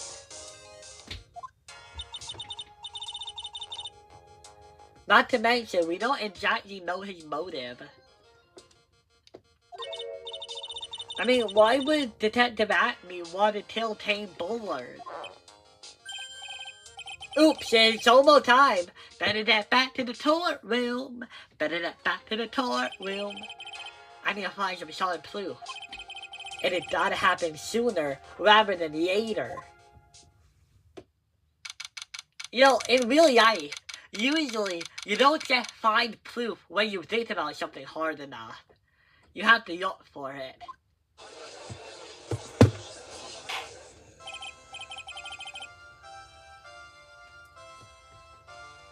Now then, the court is back in session.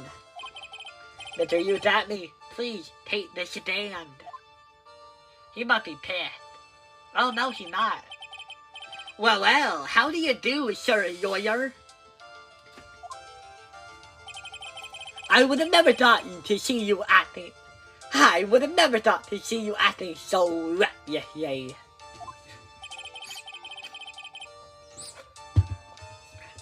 I couldn't let them hand down your verdict just yet. Not when it would have given you your perfect alibi. An alibi by the name of Master Demath. I'm sorry. I'm afraid even the late you at me. You at me. I'm afraid even the late you at me. I have no idea what you mean. Of course, I have been in the courtroom since 10 o'clock this morning.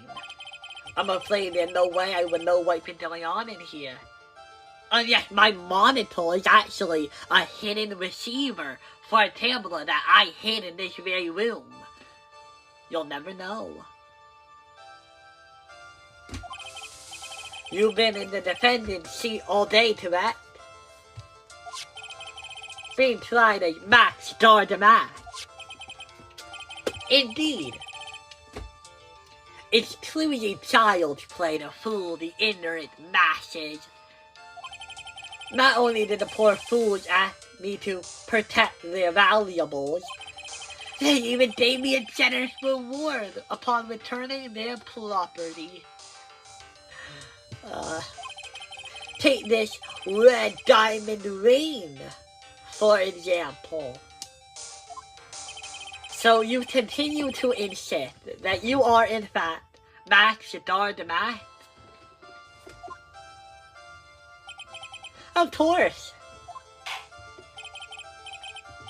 Very well then. You got me? Let us begin with this simple question. On October 12th at 1 a.m., Tame Bullard was murdered. Where were you at that time? Why is the judge asking questions? Shouldn't it be the prosecutor or the defense attorney? One without knowledge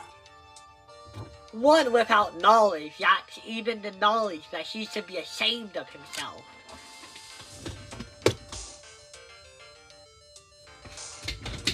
One who lacks knowledge lacks even the knowledge that he should be ashamed of himself. But don't worry, I will not hold it against you, Sir Judge. Thanks. Alright, Mr. Acme. The night of the murder. Speed. We're all ears. As you wish, sir prosecutor. I like how he told everybody sir. I guess that's like what you normally do.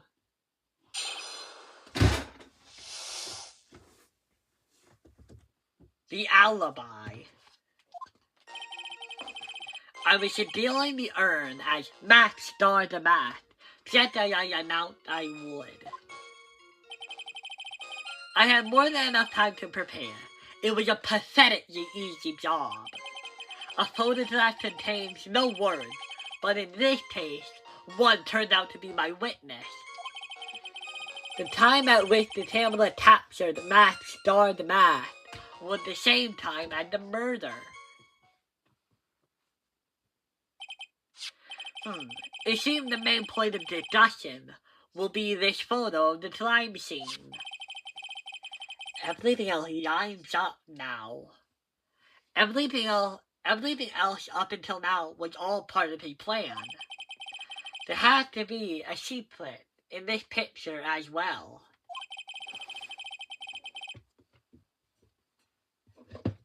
Even the great Master Math cannot be in two places at once. Now, if you'll excuse me, I have a verdict to receive. Objection! Why would the witness be so happy to receive a guilty verdict unless he's the murderer? Because you would... wait. Yeah, no, I said that right. Because you're accusing him of murder. Sorry, I had to do something for a minute. Hold it! Unfortunately, Mr. Atney, we still have to do your cross-examination.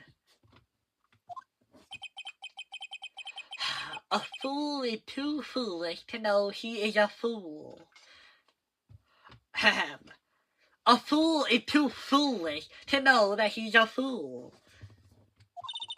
I think he's trying to say that you're full of it, Nick. Full of BS. The only thing that's full of it is an alibi. Cross-examination. The alibi. I was stealing the urn. I matched the door to match. And just as I announced I would. I was stealing the urn as my door to match. Just as I announced I would. You're a bad person. So, this photograph is the proof, correct? Indeed it is. Rip it up. I don't know. The man in the photo is certainly wearing a mask. That is why I am told Math Sadar the Math. But conveniently, that also means there's no way to tell who this really is. Are they the same height? Potentially, okay. So, for this to work, like, I know that in the picture, we don't really see a lot of anything. But I feel like a really smart person would be able to deduce how tall the math is using this image. I guess maybe the math wears platform shoes, I guess. But still, I don't know about you, but I feel like I feel like you Atney and Ron the Wright are probably not the same height, are they? Ron the Wright gives off short man energy. You Atney gives off tall energy, or at least like normal height energy. I feel like you would be able to tell. What do you mean? Objection. What do you mean? Are you saying that this is in fact not you Atney? That could be an accomplice dressed up as Max Door the Math to create an alibi? Oh ho ho. What an interesting idea. Are you saying that I, Lone Wolf, Are you saying that I, Lone Wolf Youth, had an accomplice?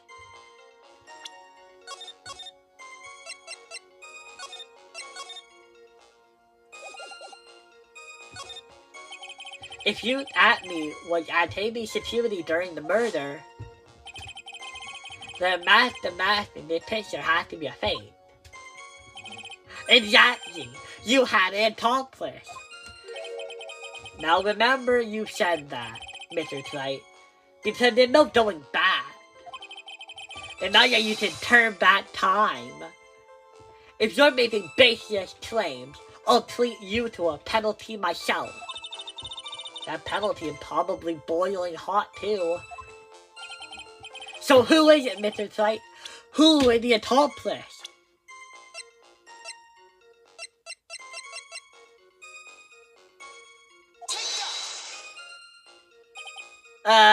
It was this person.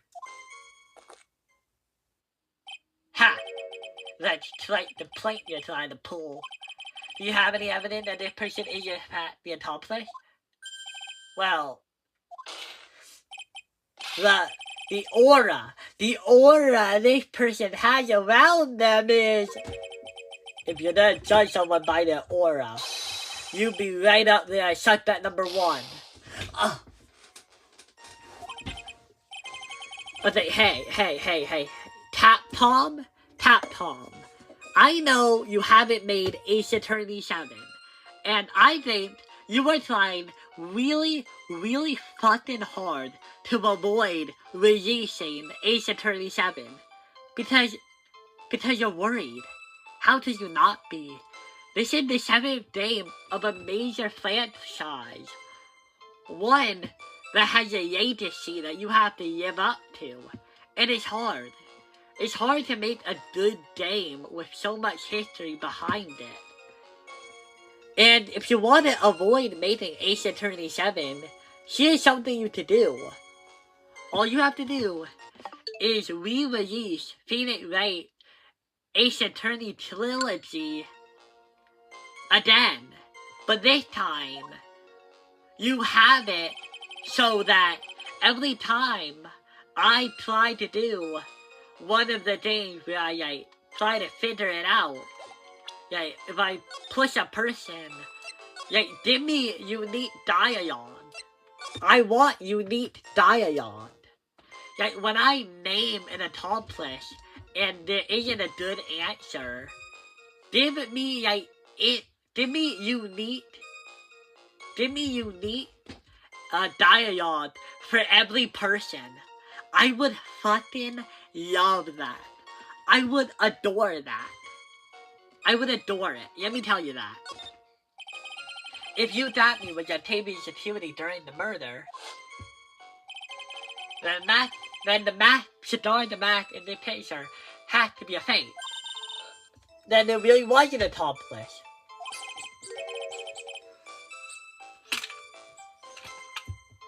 But right now, I have no idea who it was. I don't have any idea right now either.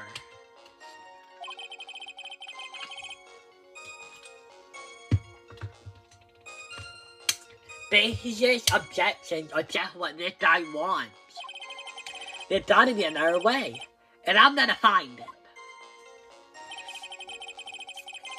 It is actually incredibly surprising to me how short this video is turning out to be.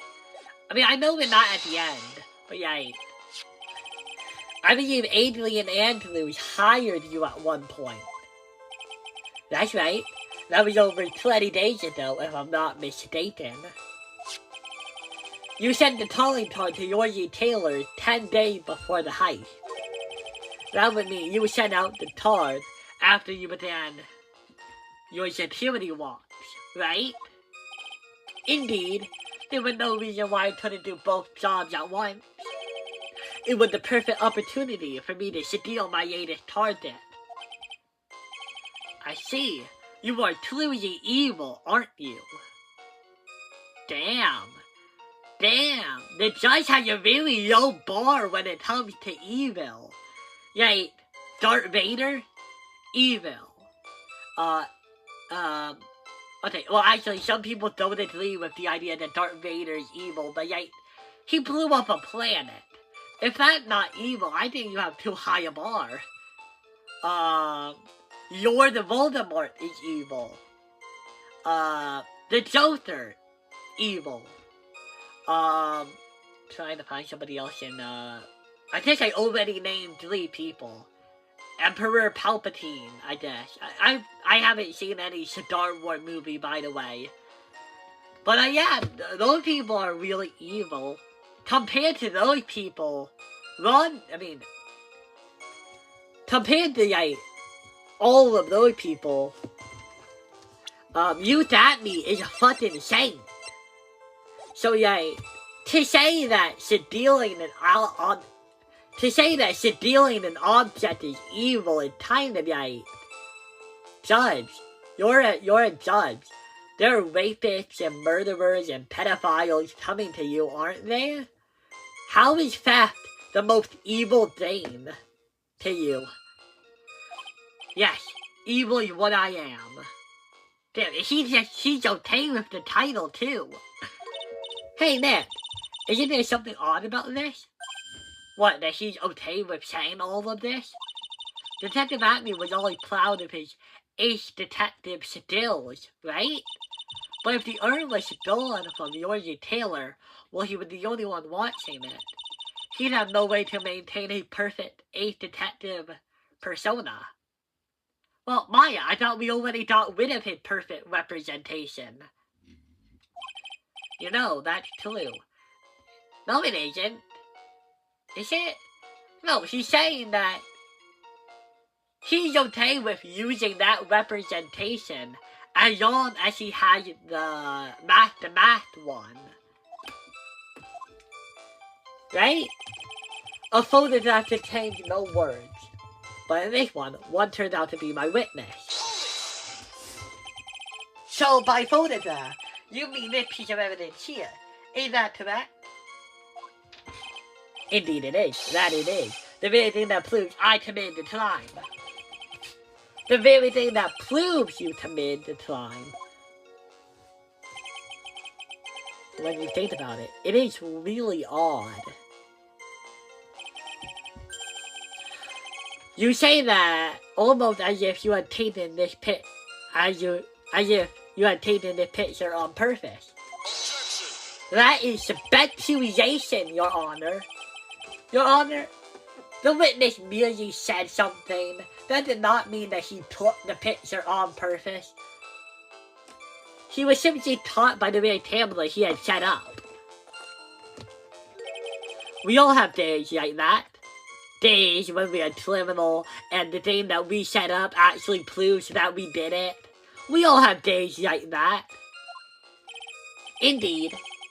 Turns out there was no such thing as a perfect crime after all. Life is truly an ironic thing. A sad blue melody. But it looks like I'd better gather more information for now. If he truly the killer, there gotta be something phony in that picture.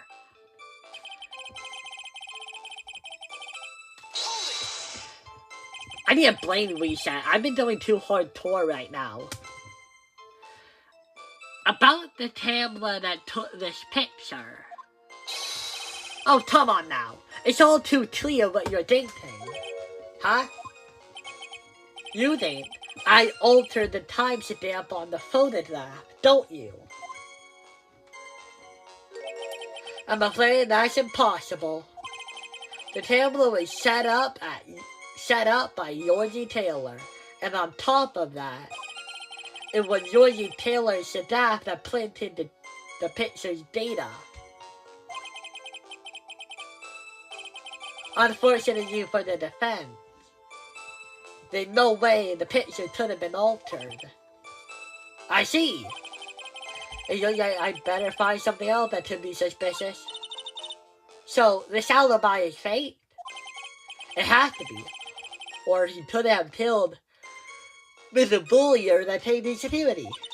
But I'm not really spotting anything unusual. There are two possibilities.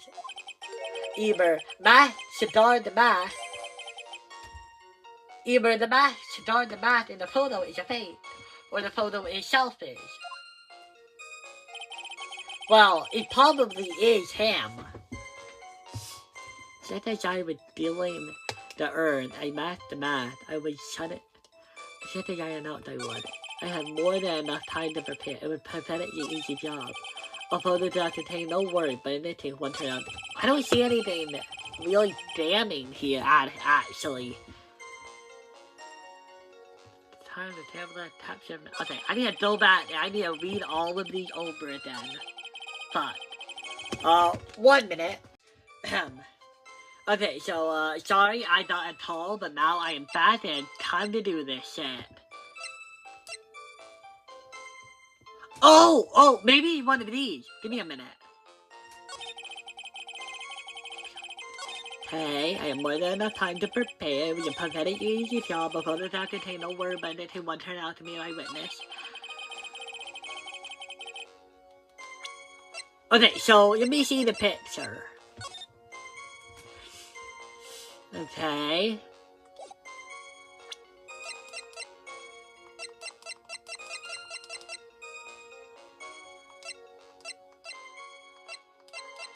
Where's the statue? Aha. Maybe, no. Okay, no. Oh shit, 2? Oh man, usually you don't do 2s. Fuck. Okay, you know, I have an idea. I'll get to that bot. Okay, so I think the photo is selfie fake.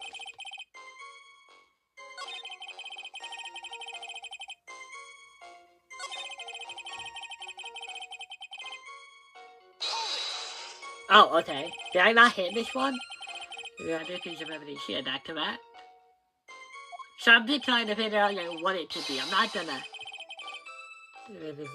Blue that command to time. The very thing. That blue you command to time? Sure even you want... Oh, wait. They all knew. Why do I remember this? Sure even you understand by now. Your retailer provided the tablet. There's no way I could have tampered with it.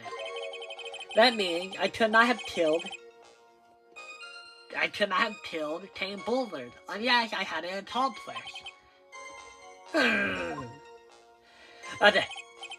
Okay, think long and hard about that night. The basement warehouse and the picture that were supposedly captures it.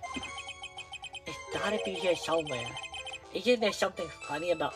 You bet there is! Are you implying that the picture is a fake? You bet I am. There's definitely something strange about this picture. We took the yacht around the basement warehouse that night before the theft took place.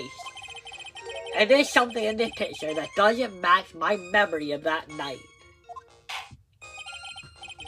It's the statue, right? The statue was closer to the door. Very well. Let's hear what you have to say. What about this photo do you find funny? And it better be ha-ha funny, not just hee-hee funny. Take that. The funny part is right here. Maybe you'll... Why, this is a blood stain. Aha! Blood! Now this tastes really very interesting. I love blood. No, not exactly. This stain is actually pink paint. Oh, just paint. And peach colored at that. I'm bored again. Wake me up when somebody murders again. From blood to pieces. The judge sure loves going on his wild tangents. The problem with this photo is not the paint. The problem is when you consider the layout of the basement warehouse. It turns out that something that should have been there is in fact nowhere to be seen.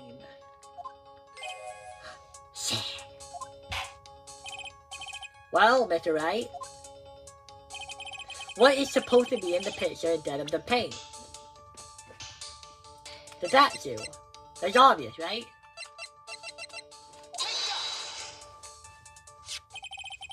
The supervisor of the treasure exhibit stated the following. Well, there's a good reason for that. On the night of the time, around noon, that old statue would just happen to... Oh, they're trying to say that the picture was taken earlier. Wait. And that makes sense. The picture doesn't have a date, only a time.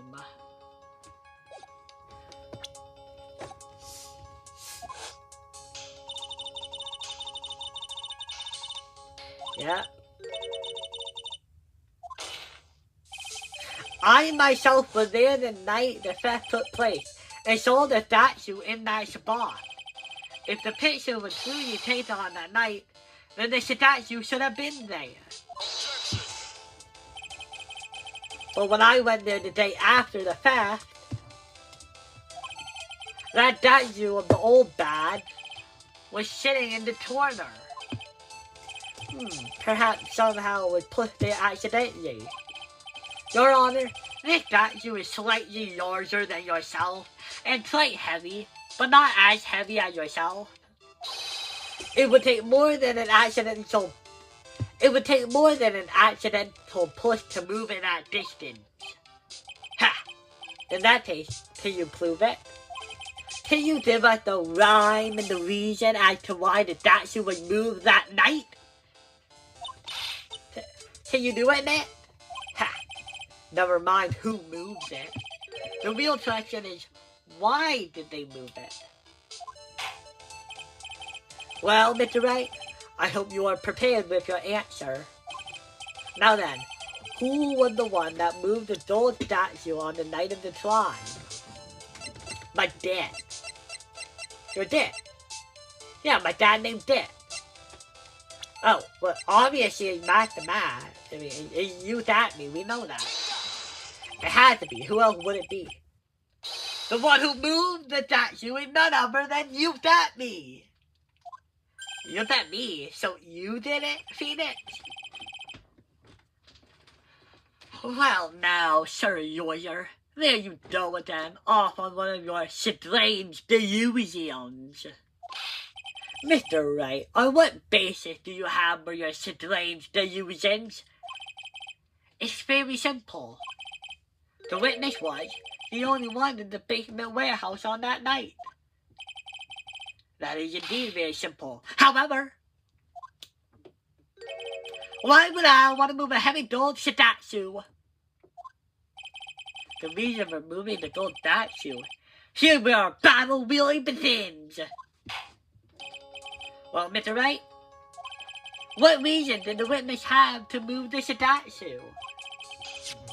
The reason can be found in this photograph. You thought me? You pretended to be Matador the Mask to create an alibi by showing that you were at Georgie Taylor that night. But this photo contains a single fatal flaw. If the statue had been there, your eye would have been exposed. If the statue had been there, your eye would have been exposed like a cheap film at a drugstore. Wow, deep cut. That is a deep cut. I was born in 2008. This game is lucky that I got that. Like, that reference. They're really lucky I got that one. Like, how at a drugstore you can ask to develop film. Like, pictures and such. That is why you had to move the statue. A single fatal flaw. Interesting theory. Please enlighten us. Just where in this photo does this lie exist? Here, right? It doesn't have the time or the date. Naturally, the lie in this photo is in the time stamp. What do you mean? I'll tell you exactly what I mean. On the night in question, you thought me went to Tame security and murdered Tame Bullard. Therefore, it's obvious. It would have been impossible for him to be at Georgie Taylor at that time.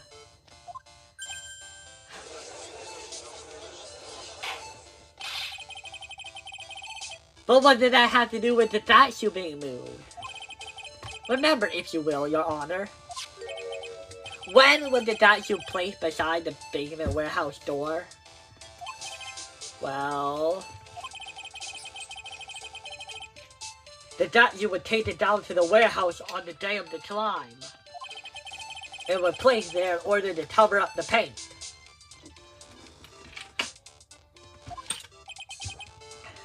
Exactly. You thought me had already decided on the time he was done and killed the victim. Okay. Wait. But how did he know that? How did he know that Tame Bullard would be at his office at that exact time? What if he was in the bathroom? What if he was in an accident? I guess his plan wouldn't work, probably, and he would just, like, not do it, I guess. Not murder him. And he would get rid of the photo, maybe? And so, in order to create an alibi for that time, he took this picture day before the murder took place. What the? Of course, the statue hadn't been brought down to the basement warehouse yet. Ah. So on the day of the time, Mr. Atney must have been quite nervous. And nervous as a long-tailed cat in a rotting chair factory, so to speak. What a wrestler, what a joke, right? I'm nervous as a long-tailed cat in a rotting chair factory, so to speak. Why? Because something that wasn't supposed to be there had been brought down and placed where it wasn't supposed to be. And that is why you thought me had to move the statue on the night of the murder. He did it to make the room match with the way it had been in his photo. Ah! Reviso! Order. Mr. Atney, in this clue, you will tell me the truth if it's true or not. You have to. Is I asking if... One moment. Your Honor, have you forgotten this? What's that? The data for the basement warehouse computer. According to this, the tablet did indeed go off on the night of the crime. It's true that the tablet had been set up by the Georgie Taylor staff. However, the program used to manage that data was yours. That alone would have allowed you to tamper with the data. I'm kind of confused. Couldn't that mean he could just edit it remotely? Like, okay, I guess. Wait, does it say that the program is his?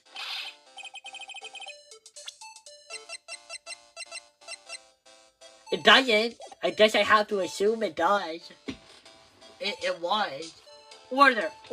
Mr. Trudeau, what is the meaning of this?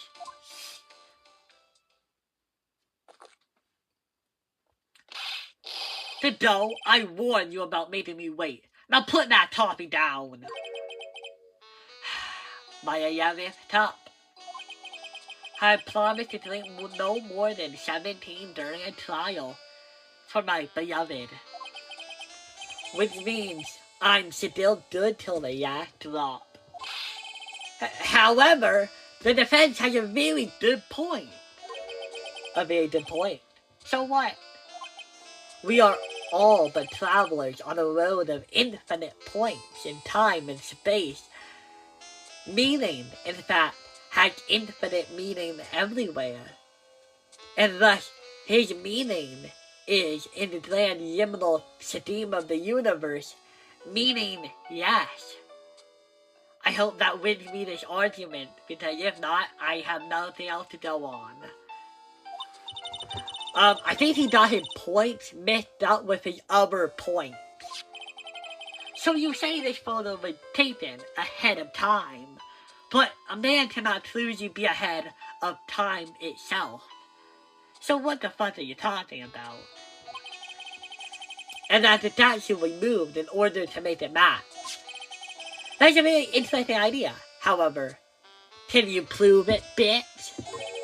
There's one point that can't be denied, which is, you have no proof, bitch. That is only a possibility. Men that are trapped by the chains of maybe. Men that are trapped by the chains of maybe can never reach their dreams. That's really true. As a child, I was often chained down by the thoughts of maybe too. No way. Don't fall for that, Your Honor. I'm having too much fun. Hey, Mr. Damask. Yes? If there's no funny business in your acting as Matador Damask, then there should be no problem with you telling us your strategy. So let's hear it. Yes, please provide the court with your testimony about your plan to steal the sacred urn.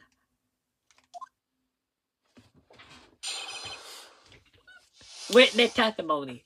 The sacred urn heist. I first received the request from yours tailors about 10 days ago.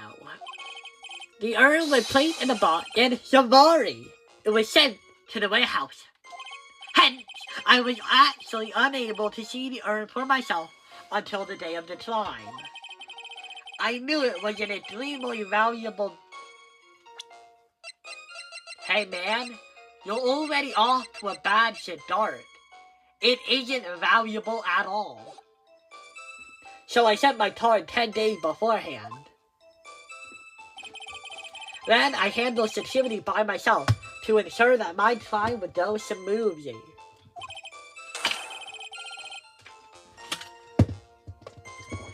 At first, I held the urn in my hand for the first time at 1 a.m. on October 12th. That's pretty much all the stuff we've heard before, isn't it? Yes, but we will need to find the truth hidden in the nuggets of new information he gave us. Witness, you're sure there are no mistakes this time? Zavari! Well then, I don't know if that was a yes or a no, but Mr. Wright, you may start your cross-examination. Here we go. Here we fucking go. Cross-examination, the sacred urn heist. Okay, I can't really argue that.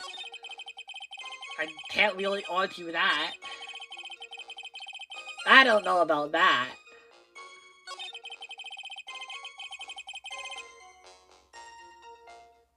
Okay. I held the security by myself to ensure that my time would go smoothly. I guess I held... Okay, Not a lot to go on, is there? That detective been covering his tracks.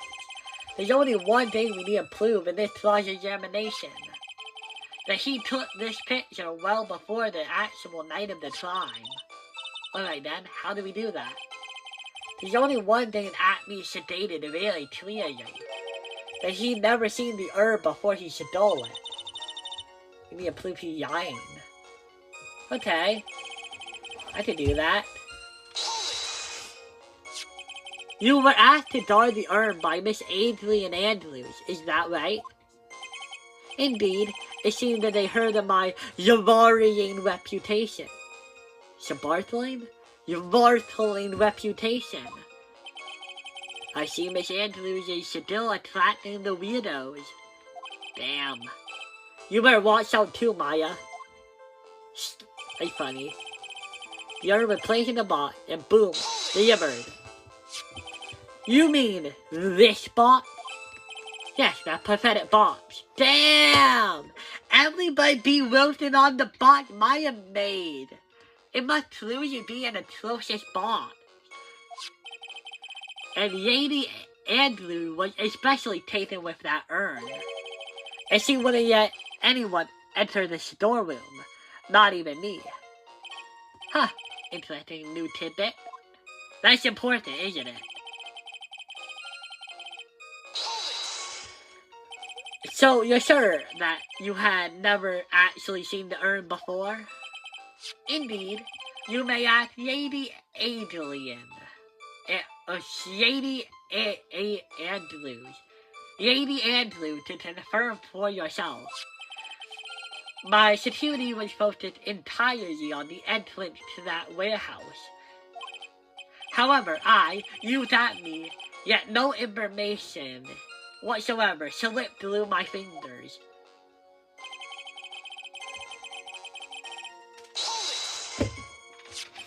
You mean this calling card? That's right. That is, without a doubt, my calling card.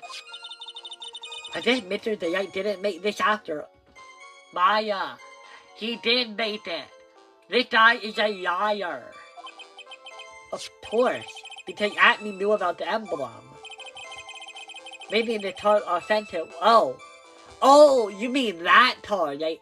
That card specifically. Sorry, I'm dumb. I handled security by myself to ensure that my trial would go smoothly. Then, no one entered the basement warehouse? Unfortunately, there were many different treasures being taken there. Thus, for a period of approximately 5 days, people were indeed going in and out of the warehouse. Yes, I held the urn in my... Okay. And this is the photo that proves that, huh? Indeed. To be honest, even if a photo was taken, I didn't think it would matter terribly much. Hey Nick, if this photo is a fake, Detective Atney might have stolen the urn whenever it was taken. That's true. You know, he's saying that he never saw the urn until that night. With the proof that he lied, we can wrap this up and put a bow on it. I need to take a good hard look at the court record. Okay.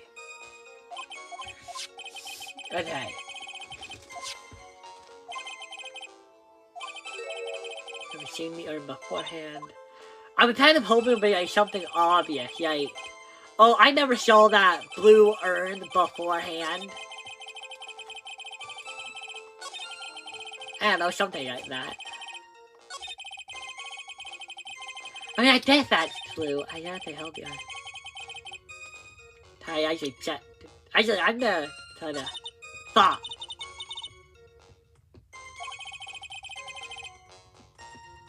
Yeah, I can actually.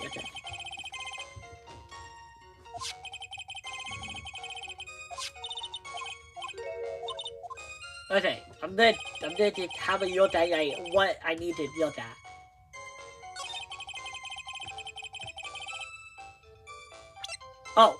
Oh, apparently it's this. Okay. The urn was placed in a box and then Javari, it was delivered to the warehouse.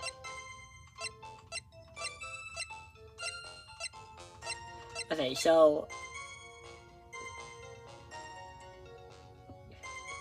broken and repaired by a... Okay. What, is it the box? No, the urn was placed in a box and Javari, it was sent to the warehouse. Okay, sent to the warehouse. Did she ever say when that happened? Why is she going by, like, days instead of just weeks? Okay, so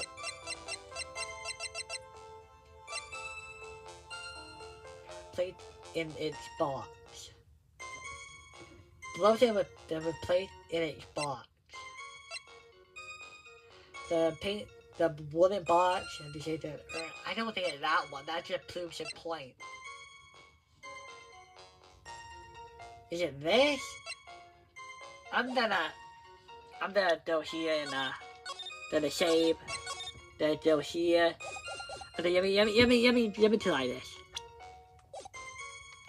Present. I'm gonna present. What do I think the most? Okay, I think this one. Huh? No, okay.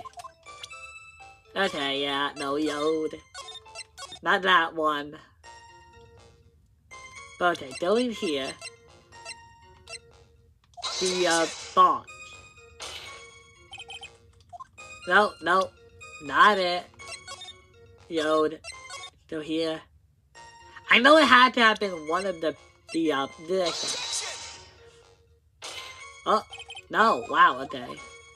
Ah. Go back. Here.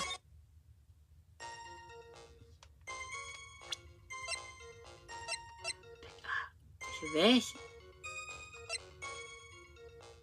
Take the money. The budget went off. Table. Newspaper clipping. No. Well, actually, no, I don't think it could be that one. We need to prove that he has seen the box, but how do we do that?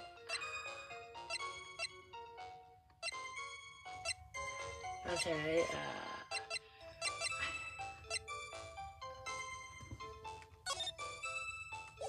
yeah, I'm actually kind of confused about what it is. Okay, you know what?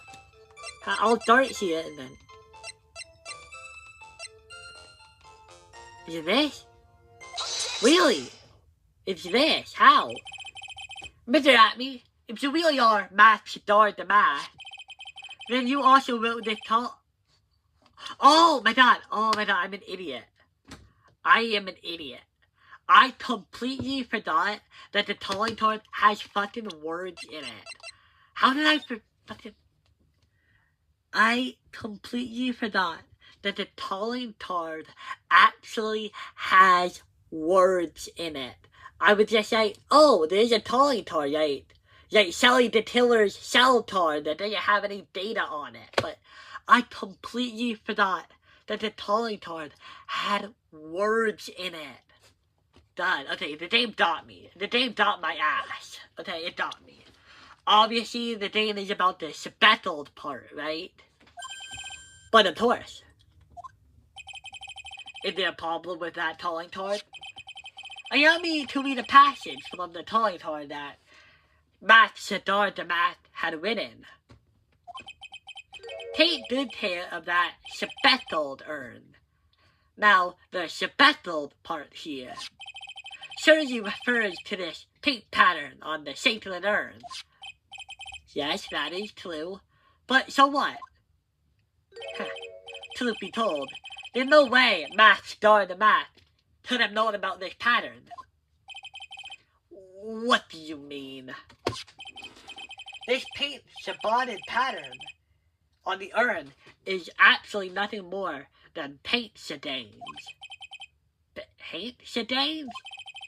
And these stains did not appear until after the urn had been taken to Georgie Taylor's. I'm not finding this so very funny, Mr. Trite. The day that the sacred urn was taken to the warehouse, the urn was broken due to human error, or should I say, an error-prone human. You're still beautiful, hon. And then when paint got on the urn. You can't be serious. And yet, this calling card clearly mentions the pink pattern. Which means, Detective Atme had seen this urn long before the crime had ever took place. In fact, he saw it when this fake picture was taken. And because this picture is a fake, your alibi for the night of the murder no longer holds water. Attack. Damn. Well, that proves that the picture is fake, and that his alibi has vanished into thin air. Witness, do you have anything to say for yourself? Alright, that did it. He's broken like a fucking doll. Man, I think it's still a little early for a victory pose. Huh? Ha! Ha! It's so sad. No one has any conviction these days. Conviction, you say? I convict people every day. What are you talking about?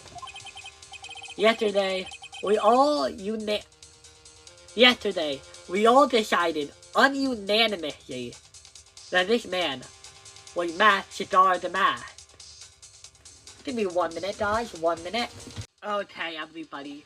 We are back, and now let's continue. Yesterday, we all ununanimously decided that this man was Matt Shadar the Math. And now we're calling him a murderer?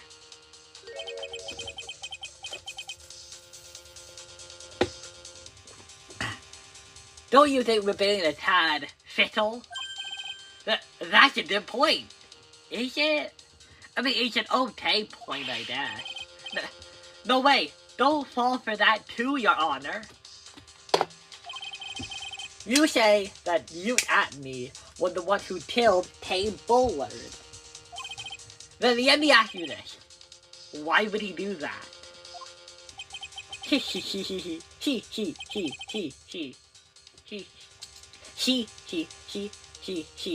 An excellent point. Motive, Mr. Wright. Motive. Might you... motive, Mr. Wright. Motive. Might you my merely murderous motive manifest? I'm confused. Might you my merely murderous motive manifest? Might you my motive manifest? Would you my... This is a weird sentence, right? I'm not reading it weird, right? This is just a weird sentence that uses poor alliteration. It's a good sentence, it's just not good at understanding. Nick, he's getting his second wind. If he prepared an alibi and pinned his crime on... If he prepared an alibi and pinned his crime on Ron the Wright, as you say, he must have had a very strong motive for murder. The only one with any motive we've seen is Ron the Wright. Is that right, detective? Well, Twishy would say yes. Indeed. According to my own research, the boy's motive is clear. Without a motive, it is nearly impossible to prove guilt in a murder case. What the heck? Everybody does that. Maya Fey didn't have a motive of murdering her sister. Neither did I. Who else? Maddie Bird didn't have a motive. Giannis Sadai, I don't think had a motive for murdering that detective. Yay, a ton of people have not had to worry about motive at all. That's bullshit. Don't say that, Judge. Why did they not remove this line from the case? Because that isn't true. That is patently untrue with how these games work. If they said, for the defense, without a motive, it is nearly impossible to prove guilt of a suspect. in an unrelated murder case, then that would be different. I need it to be like, oh, there's some weird bio. But instead, this is false. This sentence is false within the universe of this game. Now then, maybe you can enlighten us into what the defendant's motives were. I'd be honored to, Sir Old-Timer. They're doing everything they can to make Ron look suspicious. Despite our lack of hard information, that may be our only chance. Yeah, let's do this shit. Motive or murder. Usatme had no point of contact with points of contact with the victim whatsoever. Tame Bulliard decided to investigate math to math and simply mistook who he was. It was Mr. Bulliard who wrote the blackmail letter and sent it to Ron the Ice. Wait, how did you know the letter was there in the first place? And then it was Mr. Bulliard who harbored the grudge against Mr. Delight for his betrayal. Mr. Bulliard's mistake is quite excusable. The defendant truly believes she is Master the Math.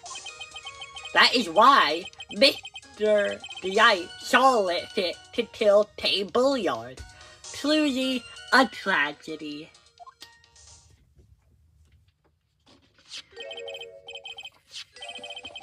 So the victim, Tame Bulliard, blackmailed the defendant. This is the blackmail letter. This is the blackmail letter found in the defendant's apartment. A handwriting text confirms that Mr. Bulliard is indeed the one who wrote it. What? Well, I thought we already knew that. I thought we knew it was written by Bulliard. Added to the court record. Very well, Mr. Wright. You may begin your cross-examination.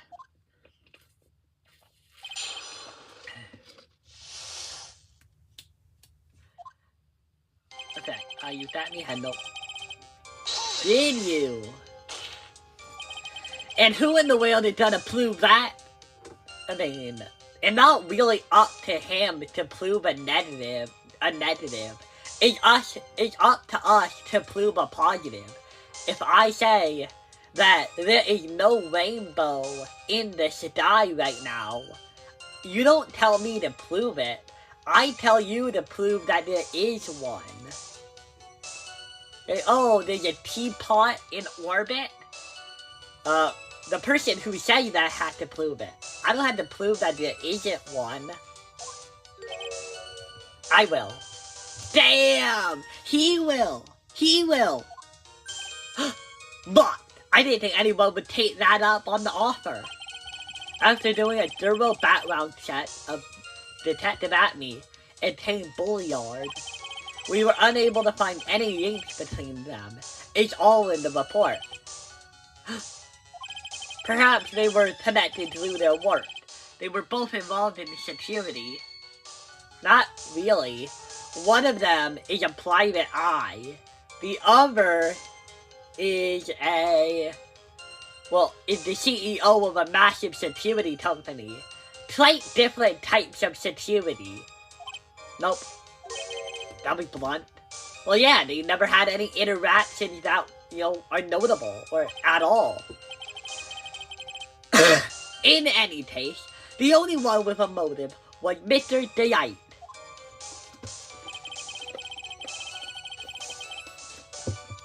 Oh, shit. Miss Todd.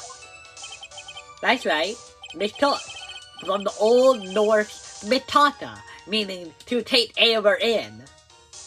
Is that true? Is that where the word Miss Todd comes from? From the Old Norse word mitata, meaning to take air in. That wasn't what I meant. Since who did the victim mistake the math to be? Ron the Light. Why, the answer is obvious. Ron the Light, of course. boy, I'd like to wipe that smug look off this guy's face. Plus harder. Why would the victim mistake the defendant for Matt Shadar the Mask? Don't you already know that? Yavari! Take me under this newspaper. Oh, that's the famous Pier of Emanon. A magnificent jewel. Didn't you think it was an especially salty tear drop a couple episodes ago? That photo shows a magnificent detective as well, does it not? Furthermore, it also shows an ugly guard, namely the defendant. The defendant? The victim clearly misread the article and Zavari. She got the wrong impression. That's not how I would have worded it. The impression that this ugly security guard was in fact my Shadar the Mask. I see. That was an unusually reasonable deduction. No, Master Mask does that a lot. It was Mr. Bolliard who wrote the blackmail letter and sent it to Ron the Wright.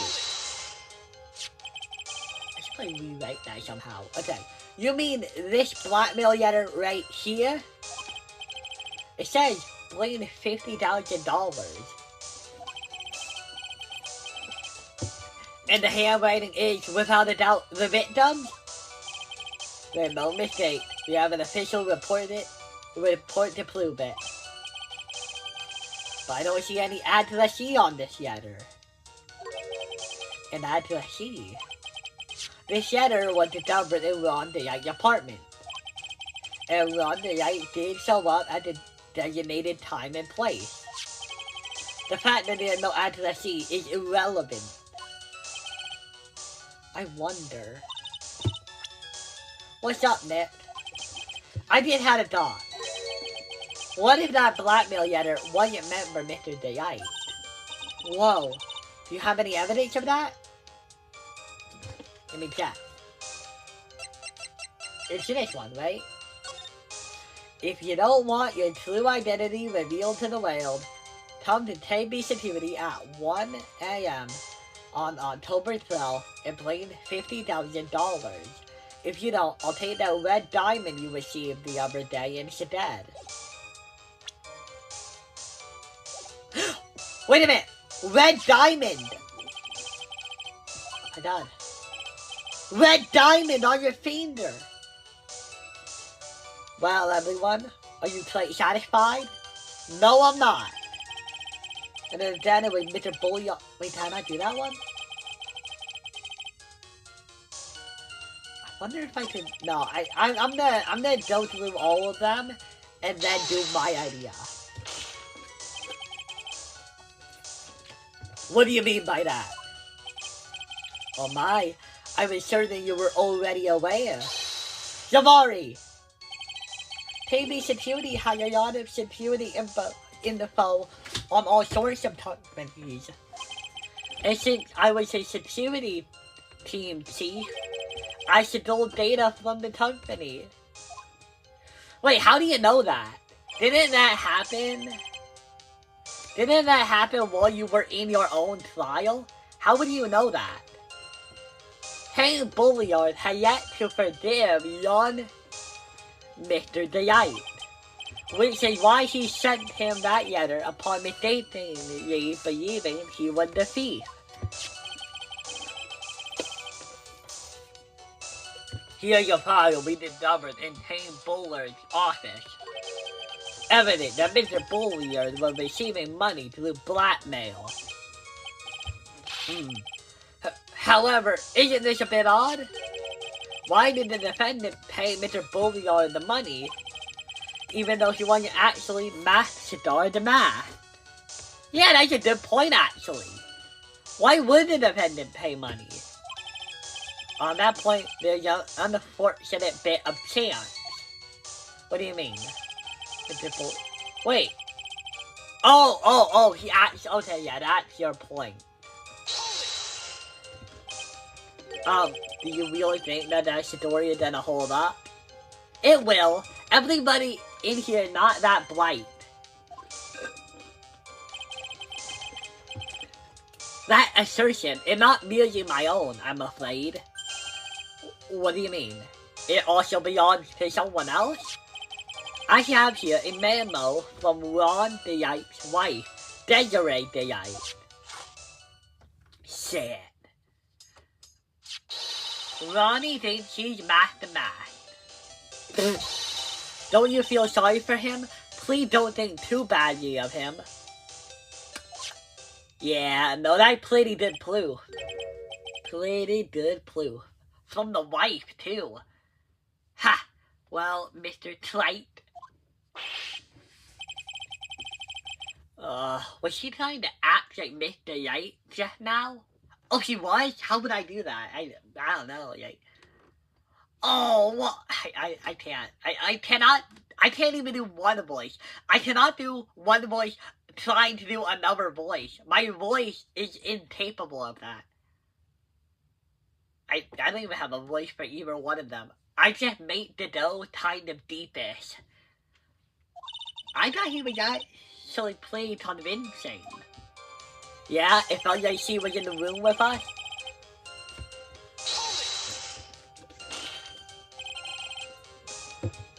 Now that's just your imagination talking. Come on now, Sir Yoyer. I'm afraid imagination isn't the right word for it. This is a deduction, the result of carefully applied reasoning. And with that, I will be on break. Ahem. Sorry, we are back. Can we hear that careful reasoning for ourselves? It's a long story, and better save for another time. Damn, you're not even gonna tell us why you believe what you believe? That's bullshit. Very well, another time. There isn't any time. Those so-called long stories aren't usually all that long. At least, not in my experience. So, you're then trying to connect Detective Acme to Mr. Bulliard, right? Yeah, that's right. Hopefully you won't require surgery either. Very funny. In that case, you'll have to talk about the blackmail. That's true. Was that blackmail letter really intended for Ron? See, we don't have information. You should press him for more testimony. We already did that. Maybe I'll be able to shape some contradictions used that way. Okay, so I'm pretty sure I know what it is. Okay. And then go here. Oh, wait, no. Sorry, I should even put it on, the, auto run mode. I think it is pretty good, right? Mind if I ask you a few questions, Detective Acme? Well, if it's just a few, I guess it's alright. When you said that the theater was addressed to Ron DeYite, I couldn't help but notice one major contradiction. Contradiction? I don't know where wanting contradiction like you gets off saying stuff like that. You're the one to talk. At times like these, men are made to express themselves with their fists. Why don't you show us what you've got there, Junior? Indeed, time to man up, Mr. Wright. With evidence. Show us the contradicting evidence and the contents of the blackmail. Wait, do I have it? Oh shit, wait, do I have it actually? Shit. Is it the letter? I don't have it, Diamond Rain. Shit, I actually don't know what it is. No, probably not. No. Is it this? I feel like it might be that. Does it feel impossible? Okay, let me actually read the letter. If you don't want your true identity revealed to the world, come to KB Security at 1 and blink. feel like it has to be one of the times. Yeah, I don't see anything wrong with saying the $50 date. Man, okay. Oh man, okay, they're tough actually, shit. No, it can't be William's wallet. The blackmail letter?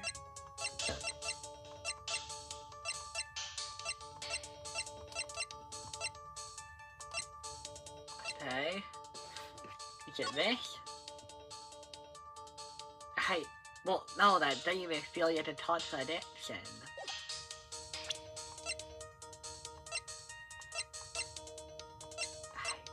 I don't know, honestly. I can't.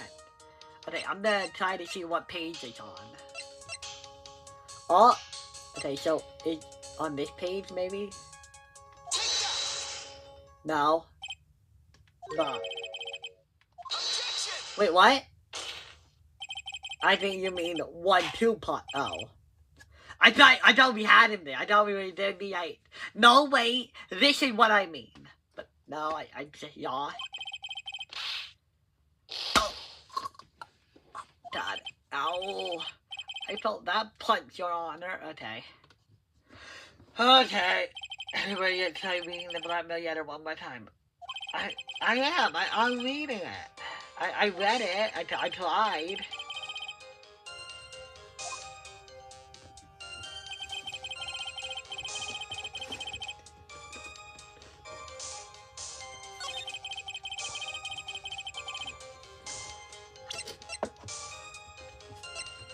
Okay, is it... What? Is it the letter then? Is it the clue I... Wait, no. Well, okay, wait. Oh, is it the publicity shot? Well, what did that have to do with anything? Is it this? No. Okay, it's just that count not all of them, isn't it? Wait, what? Oh, wait, does it say more? No, it just does that.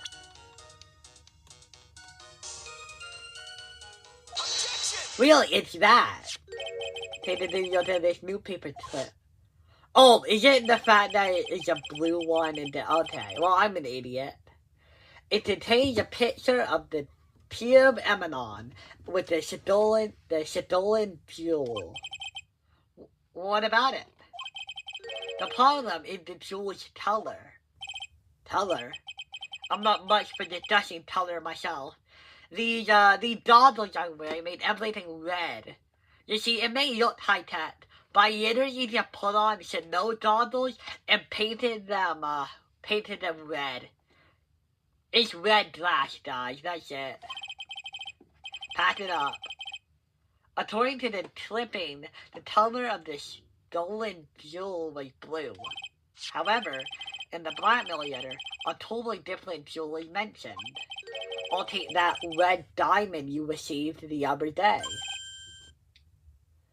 Well, how do we know that Tame Bullard wasn't colorblind? A lot of people don't even know that they're colorblind. What if he was? Or how about this? What if Tame Bullard somehow knew about another gem that was found? Which means the red diamond described in the blackmail letter is not the pure Emanon that Master stole at all.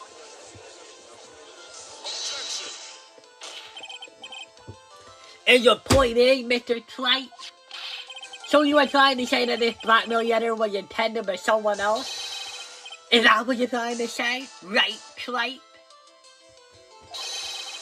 Is that what you're trying to say? Right, Mr. Wright? Well, is that what you're trying to say? Right, Nick? It's so funny how we all did that. Guys, stop it! I have too many names for myself now. Can we all pick one? Yes. This is who Tame Bullard actually was blackmailing. Well, it has to be you. You have the gem. You have the red diamond on your finger. Take that. Do I ever get my bars back? Naturally, it was you, Detective Atney. Do you have some sort of basis for this claim? You have been personally involved with every one of the math cases. And in that last case, you recovered what was stolen and received a jewel as your reward. A jewel? Probably the one wrapped inconspicuously around your finger. It is the middle finger, right? So yeah, one. No, wait. Okay, so this hand. 1, 2, 3. No, yeah, I got it right. It was this one. Okay. That red diamond ring. Oh. That is the diamond referred to in the letter. Which means that Tame Bulliard wrote that letter in order to blackmail you. Oh god, my nose is so fucking long. All my blood rushes there. Order in the court. I say, it seems you've gone too far with your childish planks this time, Mr. Wright. Uh-oh. I don't like the way she said that. Tame Bulliard blackmailed you at me? Are you for real? Yes, I am. Nick, come on, stand up to him. Then answer me this. The blackmail letter contains the following passage. If you don't want your identity revealed to the world. Yes, it certainly does. Tame Bulliard threatened to make you that means identity public knowledge. An identity he wanted to keep a secret. So just what was that identity?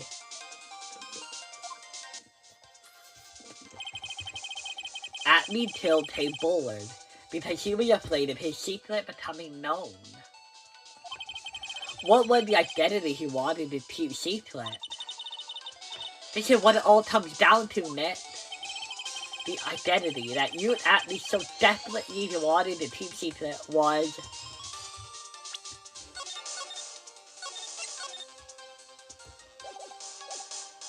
an ace detective! You got me. Was an ace detective! Thank you for the kind introduction. I am, you got me, ace detective. One who embodied the nefarious forces of darkness, the other angelic cherubs of light. I am completely lost. Someone get me a translator. But anyway, everyone only know. Oh god! Oh wait. Sorry, Ron. I guess you're getting the death penalty, maybe. Or maybe you'll just go to jail. I don't believe in capital punishment.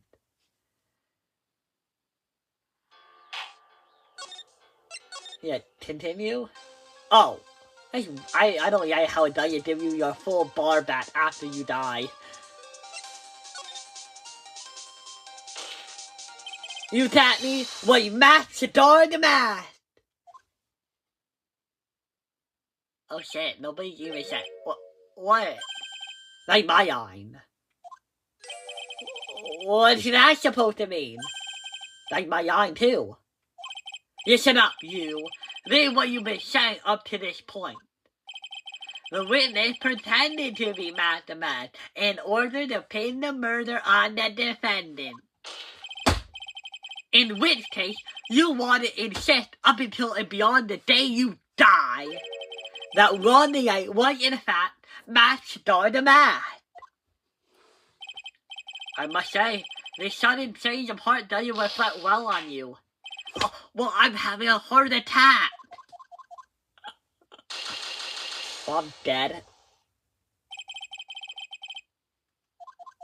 Okay.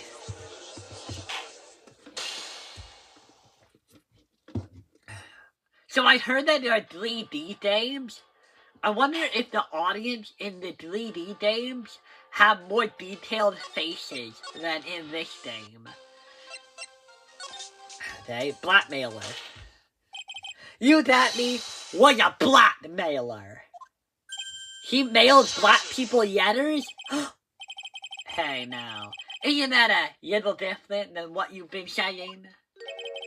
You said that Tame Bullard was the one blackmailing you at me. Are you saying that Acme was blackmailing someone else on top of that? Ugh, you have to admit, that does sound a little odd. It's not odd. It's the only thing that makes any sense. Tame Bullard was blackmailing you at me. But Ron the Knight was also being blackmailed by a certain someone. Oh yeah. So, I guess, so, that's so weird. I guess it makes sense. Yes, just a few days after the Pure Lebanon heist. After that, I started getting the plans in the mail. I received plans from some very kind person. Incredibly detailed plans. Detailed plans? In which case, that would mean that Ron the Knight was actually Shadar the Mask. That is what we are claiming now. Someone else came up with the plan and had Mr. the Knight should deal his targets for him. And that someone was none other than you at me. You at me. Shh, science.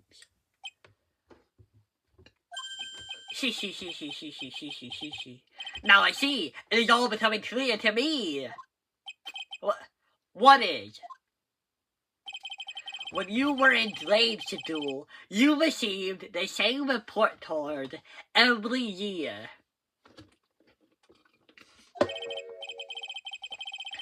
Curious, with the tendency to jump to conclusions. Am I right? How did you? My secret shame of being a poor student. You say that you said me, was blackmailing Ron the Knight? In which case, I would naturally know all about his relations to Master the Mask. Well, yes. Ron the Knight started receiving his plans from his second time onward, correct? Which means I learned of his identity when he committed that first crime. Good point. You certainly couldn't have blackmailed him otherwise. Where are we going with this?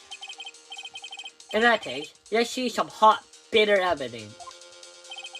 During the first time, how did you let me know that Ron the Knight was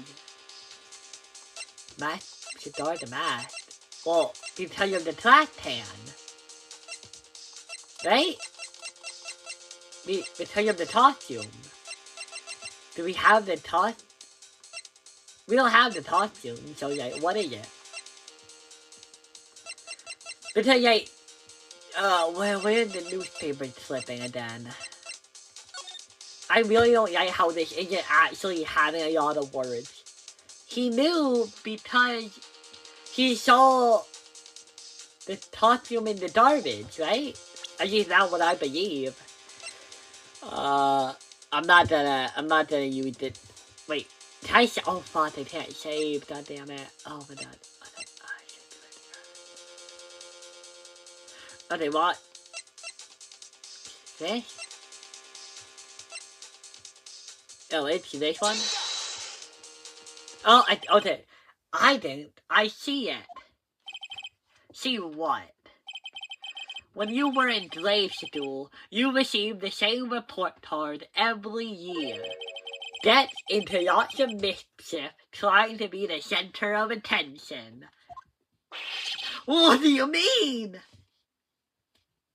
That one might not be true because she didn't say if it was. This newspaper clipping. Okay, so it was this one. It has a picture of you and Ron the Knight in his guard uniform. It seems that Shadar the Mask didn't just disappear into thin air. He just took off his costume and hid it in a bucket. That sounds far too stupid to be true. You're the dumbest plan I ever heard. Man, why everybody hating on Ron the Wright's plan, right? It wasn't that bad of an idea. If he was really in a dead end, and he had to figure out a way out, he came up with a pretty good way to do it. Correct. With tricks like that, he could have fooled our baby, yet alone an ace detective. And that's when you figured it out, Mr. Acme.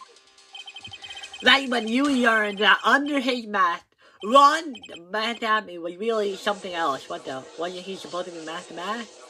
Not only that, it looked like he wasn't even an ace detective. I can't believe it. He was just a slimy blackmailer? What a fraud! Trying to pass himself off as an ace detective. Sorry, I didn't hear. Sorry, shit. How do I, okay, there we go. So I need to check that out. Well, turns out that he's a little baby, yet alone an ace detective. And then when you figured it out, Mr. Acme, right when you learned that under his mask, Cigar the mask was really something else. Okay, well, I didn't actually need to read most of that, did I? Why you? How dare you expose me like that? Why I mean, I've never blackmailed anyone in my life. I'm a famous and proud ace detective, and also Master the Mask. Why don't you understand that? I'm afraid you are neither a proud thief nor an ace detective. You're a blackmailer and a murderer. That is your true identity. Why you? How dare you imply that one so much ever involved in you down? Why are you trying to mouth me? You're a fool, say. None of you can depend on my serious. You're the excellent, so gone, disappoint me, and murder me. Ace detective cannot handle murder fast. It's enough to make one laugh. I really hope I got all of that. Fuck. Why did they put the bunny right next to each other like that? You're a blackmailer and a murderer. That is your true identity. Oh, sorry, wrong one. Okay, so.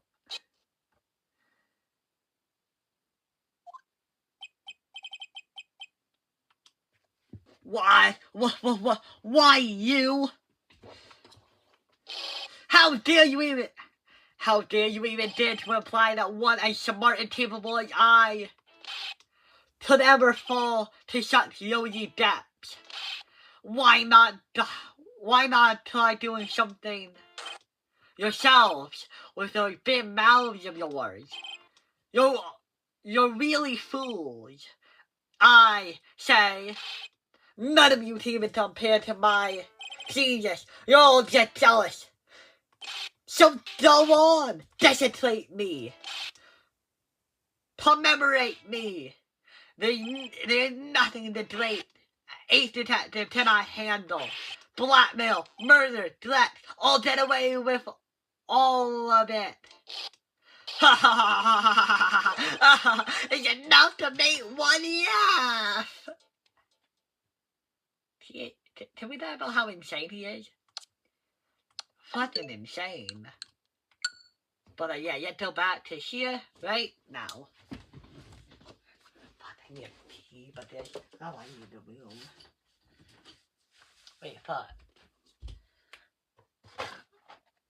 Wait, okay, there we go.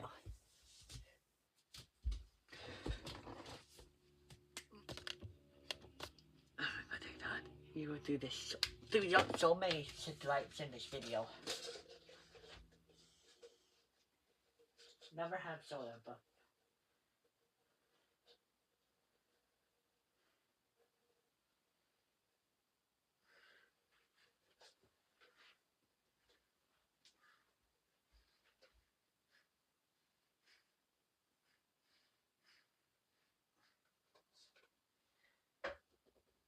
God damn it.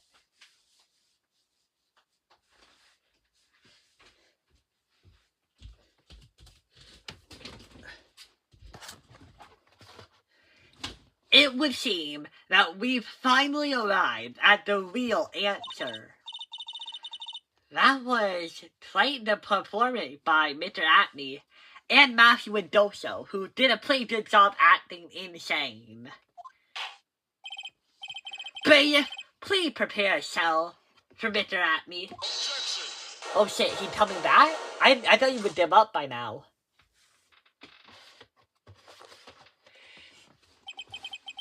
The hammer that strikes too fast has no time to aim. What do you mean? I'm already prepared to deliver my ruling. Allow me to say one thing. I will be the one to judge. But my name is the judge. You don't get much more in your face than that. It appears that your claws weren't quite sharp enough, Mr. Twite. What do you... It's true that you've proven a lot of things. Things like you thought me was a filthy blackmailing animal. And that he wasn't at your Taylor to deny him the murder. That's right! That was he the one who killed Mr. Bullier! But... there's still one thing you have yet to prove. What's that? Just because he wasn't at the warehouse doesn't mean he was at the murder scene. That is a point. Also, like, what have we actually done to prove that this photo... Oh wait, no, we did. We proved that this photo is fake by proving the item. Yeah, okay. I know now. Okay, yeah, no.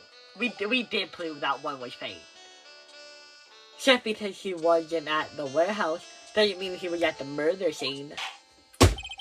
Therefore, if you can't prove this pitiable abuse for a man with a TV security, then I don't see how a verdict can be delivered.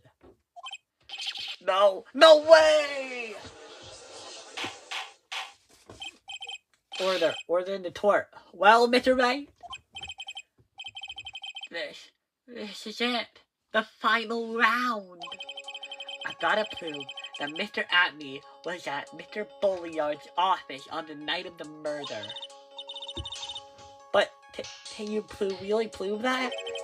That's not enough, Mr. Slate. I want to hear your answer. Okay, I'm gonna save. I'm gonna save. Because right now, I only have 1 bar of health, and for some reason, it doesn't refill when you get an answer right. I don't know why it doesn't do that. Yeah, I guess I should just answer this one. Because if I'm right about this, then it will save so much time. But if I'm wrong about this, it won't take that long to get back. I can't prove it. Just as I thought, you failure. But if we hear more of Detective Acme's testimony... Shit. Can we talk about his objection? I feel like they never brought that up. But it's cool. Unfortunately, that's as far as you go, Mr. Trite. What do you mean? I won't allow any more testimony. That's what I mean. What? Have you forgotten? You thought me is here after we interrupted his own trial. And you have failed to prove that he committed the murder. I think it's time for this witness to return to his own trial. If facing guilty verdict, I might cigar the mask. He'd be so happy about that. Watch. No! Well now, Sir Yoyer. It seems that love wins out. Well now, Sir Yoyer, it seems that love wins out in the end after all. I, the detective, as well as Master Darn the Mask. My verdict will verify that. Just as Rhonda Yates will verify that he is the true murderer. I declare that with the full force of my ace detectiveness. Order in the torch. Like enough deliberation over this witness. I can't believe this.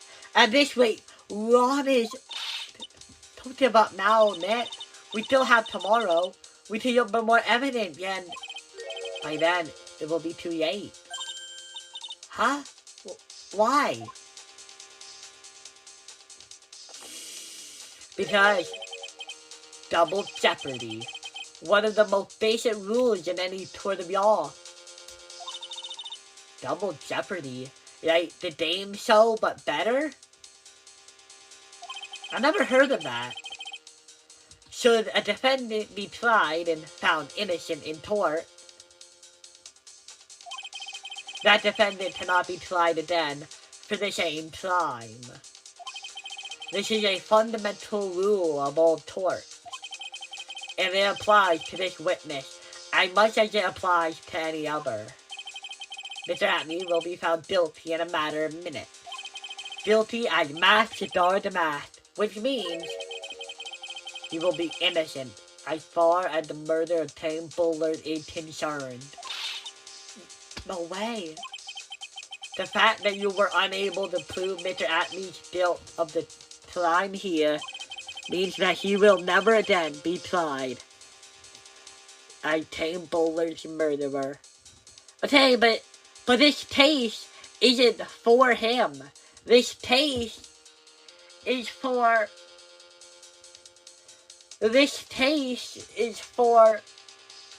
This case is for Ron Wright, not Youth Atney. So he's not being found innocent or guilty here, I think. That's not how it works, is it? Like, not in real life, but in the game world. This current case is for Ron Wright. So, the verdict at the very end is not going to be guilty or innocent for Youth Atney. It's gonna be guilty or innocent for Ron Wright. Yet take the case. Yet take the first case in Ace Attorney with Frank Solid and a Yeri box. At the end of that case, we found that Yeri was innocent and that Frank Solid was guilty. But that's the thing. Frank Solid wasn't said to be guilty at the end. We proved that he did it, but he still has his own court date to appear at. He has his own case where he is gonna be proven guilty at.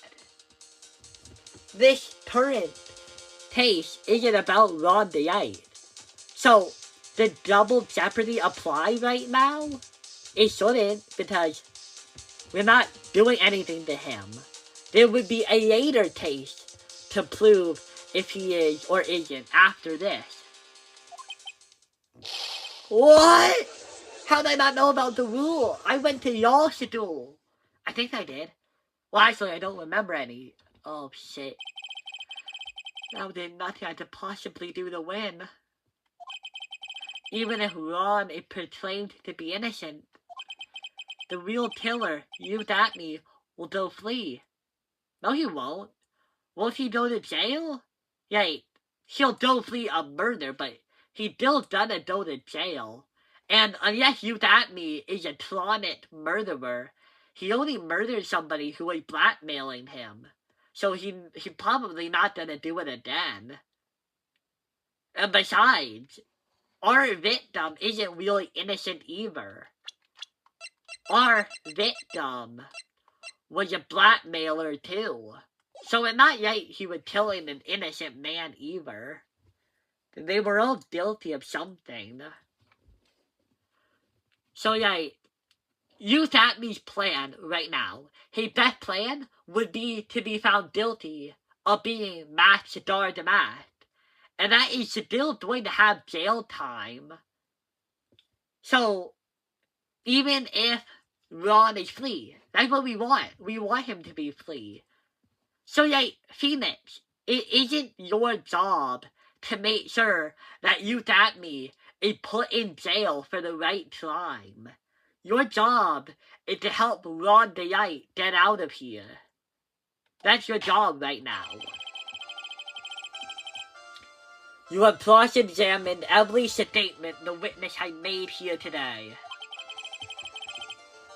And as long as there is no more testimony, I'm afraid I have to declare that there will be no more further questioning of this witness. Are there any objections? No. Damn. Wow. Damn, he got so cool doing that. Then I hereby end the cross-examination of Youth at Me. What? With that? I think I see it. Your Honor, when you were a child, this is what was on your report card every year. Has poor hearing and often makes a mistake. Has poor hearing and often makes mistakes as a result. How did you? Phoenix, raise your head up high. Have you forgotten what I used to tell you? A lawyer is someone who smiles no matter how bad it gets. That voice. No way! Long time no see, Phoenix.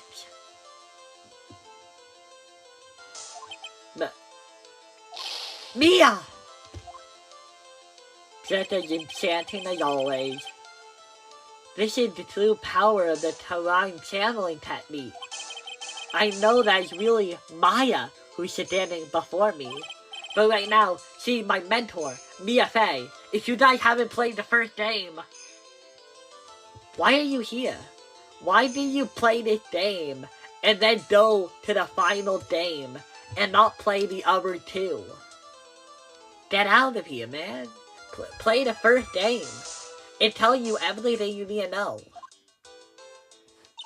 Now, let's do this. But there's nothing more we can do, Mia. Without any more testimony, I can't cross-examine. Not yet. The testimony's not over. What do you mean? Your Honor, just now you said something very interesting. You have cross-examined every statement the witness has made here today. Yes, that's true, but unfortunately, Your Honor, you're forgetting something. Earlier, after the last cross-examination, this witness made a number of remarks. Well now, Sir Lawyer, it seems that y'all wins out in the end. I am Ace Detective, as well as Master the Math. My verdict will verify that. Come on, the I will verify the hidden murderer. I declare that with a full force of my detective evidence. Yeah, yes, but Lord Thomas appear to have no importance whatsoever. Very well, then we shall prove their importance via cross-examination. At any rate, as long as the witness had made these remarks, we, the defense, assert our right to question them. Is that alright with you, prosecutor? Is something the matter, Mr. Doe? Nothing. Oh, Sir Lawyer, it appears you're one step too late. If you think such falsehood would do anything to me, you tap it. Let's hear it. Let's hear it. Huh? It's true that the witness made some remarks. So then, let's hear this last bit of cross-examination. Mr. Doe, what are you? Huh, that's weird. He was almost about to win. Why would he do that? I guess it's ego, maybe? Maybe he honestly doesn't think that anything will hurt him? It's just weird that it was Mia who managed to do that. Very well then, Mr. Youth at Me, I am going to allow the defense to cross-examine your earlier remarks. The defense would like to hear why you declared the defendant to be the true murderer. So please, give us one last bit of testimony. Phoenix, this is it. This is your absolute last chance. Yes, Chief. Still tosses Chief and nice and cute. The last testimony. Indeed, it is true that I was not a UNG Taylor. I had to leave to see another vital job left. I had known about the date beforehand, so I had this photograph ready. My brilliant deduction was what informed me that the true culprit was on the night. And thanks to the T-Target wallet, it was abundantly clear that he was there. I was also able to make the deduction from the buzzer, which only sounded once. The button did not have any fingerprints on it. Why? The victim would have left prints if he sounded it, which means the killer sounded it. Mr. DeYite was wearing his mask outfit, which is why he left no prints. In the blackmail letter, the victim most likely just mistook the color of the jewel. Jabari! Therefore, all the evidence points to that poor boy. Bam! This testimony actually seems to hold up pretty well. The witness's earlier remarks do not appear to have been hastily prepared. All of his points have been explained, and none seem to contradict anything. But of course. But how did you know about the emergency buzzer? The police investigation document went directly through me. And I always look over all the documents. It's elementary, sir lawyer. Are you going to make even more trouble for us now, sir lawyer? I will not allow any of your usual shenaniganery, Mr. Wright. Yes, Your Honor. We cannot postpone Youth at Me's trial any longer. This is your last chance. Hang on a second. Just one? I mean, I only have one heart left. It seems the party is about to begin. Well, Phoenix? There isn't any evidence that contradicts with the testimony. So it would seem. What do you mean, so it would seem? Listen, Phoenix, pointing out contradictions doesn't always mean you have to present evidence, does it? At any rate, this is your last chance. If you can't point out a case-breaking contradiction, you lose. That's all there is to it.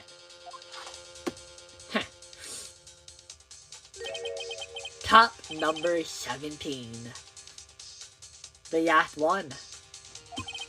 It would seem that the time had come to put an end to this trial. I have to find a fatal contradiction in this testimony. And I need to point it out without presenting evidence? Which means all I have to do is find the contradictory remark and plus it. Remember, you only get one chance. Very well then, Mr. Wright. Please begin your final cross-examination. The last testimony. Indeed, it's true that I was not UNG Taylor's. Yeah, we confirmed that. Oh wait, we can also plus.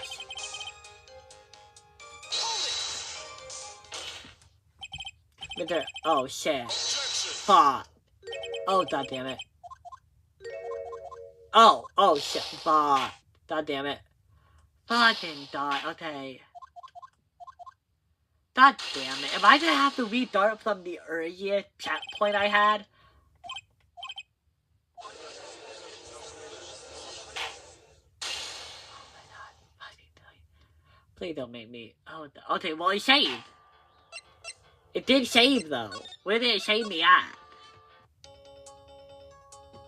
God damn it. Oh my god, so my, oh my god. Okay, hey, Ace Attorney 2. Hey, Ace Attorney 2. Here is a feature you guys need to add. You need a feature where if you don't manage to make if this happens, you need to have a feature where it doesn't take you back to the old checkpoint menu. Have a feature where it takes you back to your last wrong answer. You know, you'll try again button. It's not hard, guys. Hey, guys, what are we doing here? You want another reason to not make Ace Attorney 7? Make a remake of a remake. Literally. Guys, what are we doing here? See how much I have to step forward? Imagine if I wanted the time to die to do that. Yeah, imagine if I saved a mile back. God, there's so much that happened before this.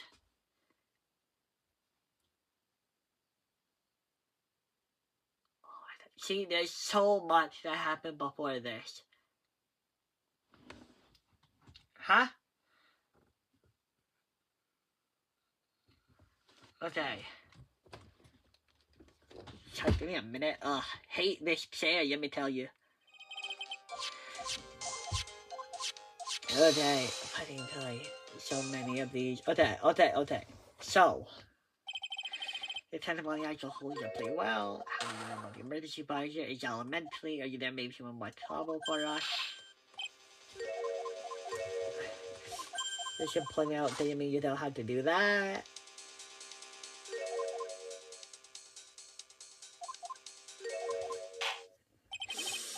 Okay, you do this shit. Only need one thing. What? Wait, no, you mean... Wait, can I save? Please, let me save. Okay. Oh, thank fucking God. Thank you, God. It should auto-save then. It should be an auto-save when you get to, like, a really tough moment. Okay.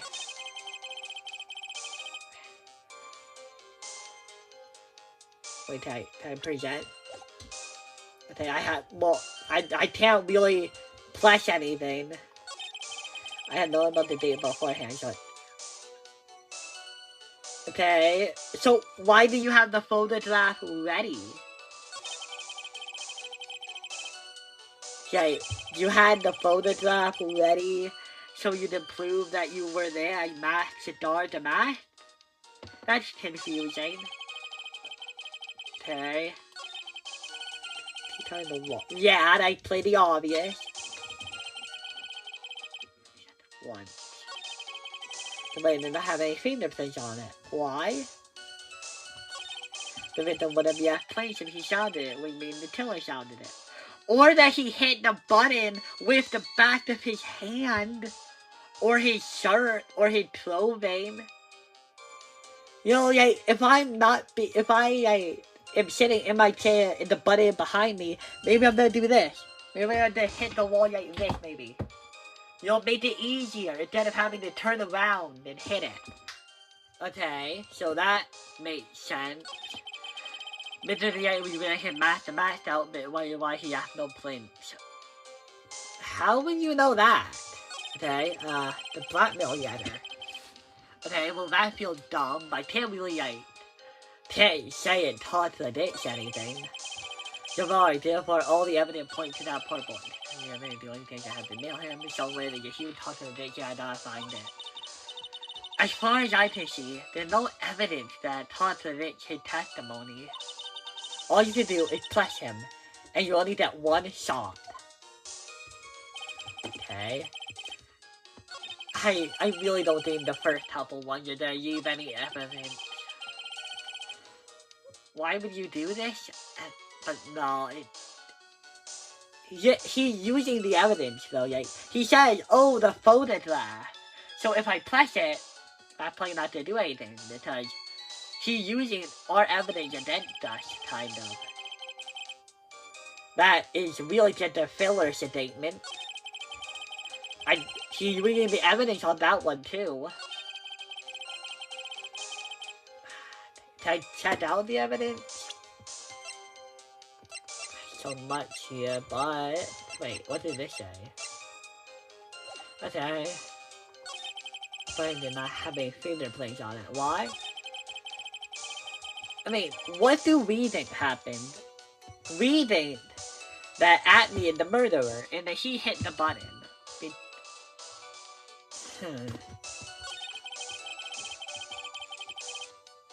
That was brought up when you weren't here. How would you know that? Legitimately, you shouldn't know that. Then again, you probably shouldn't know a lot of shit that you do. Well, I already saved, but I'm just saving them because I'm that paranoid. But, what? The rhythm would have just played if you shot it, would mean the killer shot in it.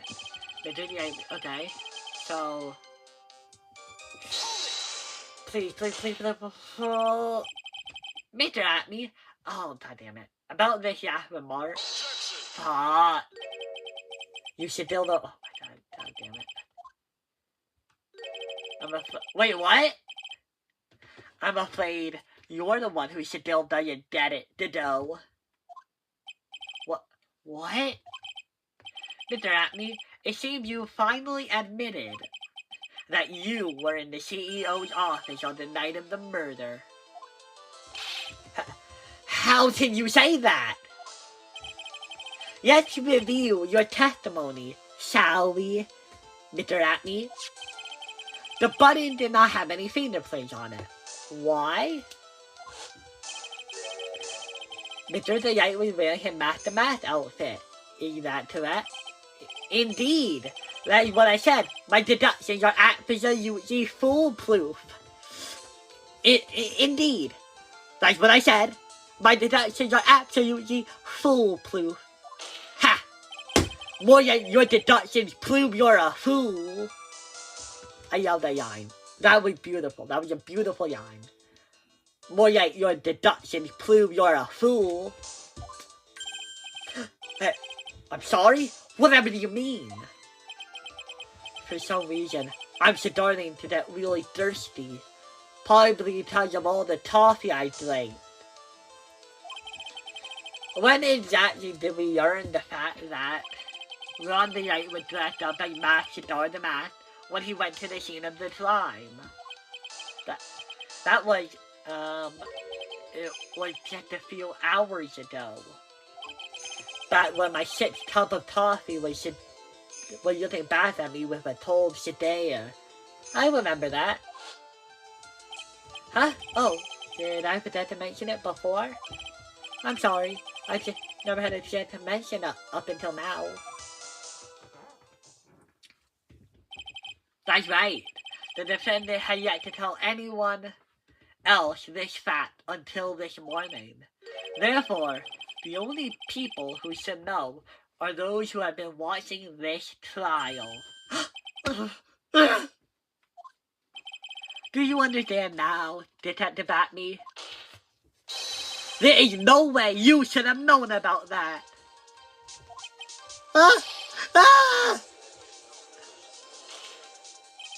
You were in the next courtroom over, being tried a Matador the Mask.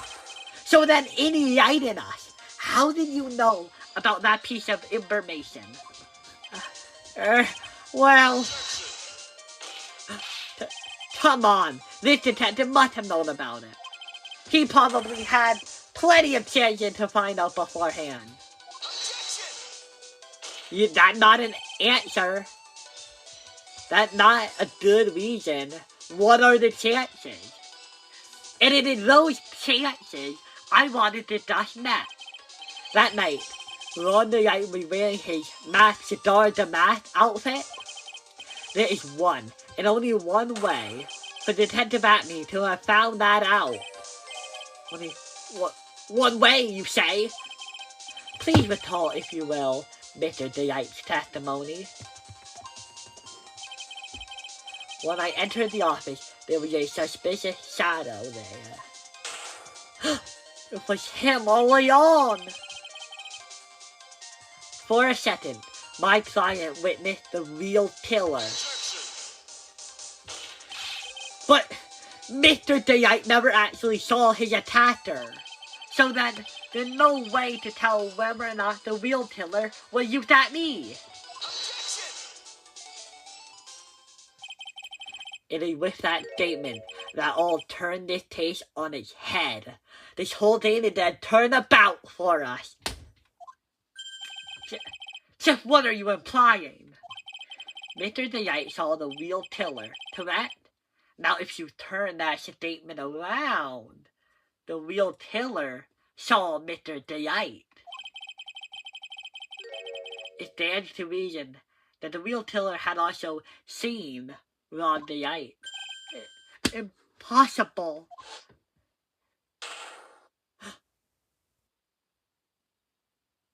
I thought it would fade in, but it just popped in. Detective Acme, you saw Max the Mask at the murder scene that night. You saw him when you... Oh, hey, apparently assault is not the right word. Assault is actually when you, assault is fear. It is when you make somebody fear you, right? Threaten them, right? It's called assault and battery because, okay, imagine this was the knife, and then I pointed it at you, and then I said, I'm gonna stab you. That is assault. It isn't me stabbing you. It's me making you aware that, I could stab you, and that you could get hurt. It's the fear and the threatening that is assault. What he is looking for is the word battery. Assault and battery is what I was thinking about. Battery is actually stabbing somebody with the knife, I think. So, the game actually doesn't know what the hell it's talking about, and they should have done more research into y'all. I'm pretty sure assault has a different meaning in normal circumstances, though. Because assault and battery, right? You can have one but not the other, right?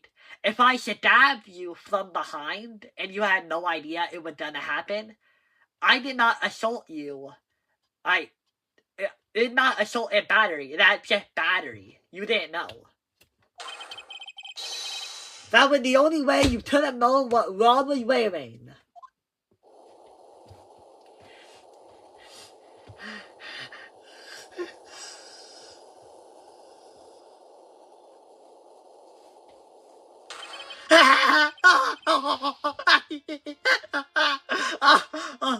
Take a look, everyone!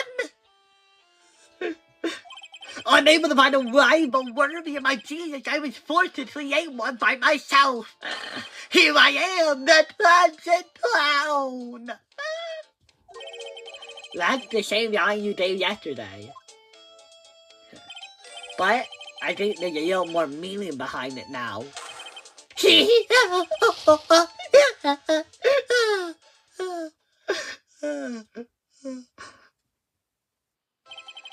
What an awfully complicated incident.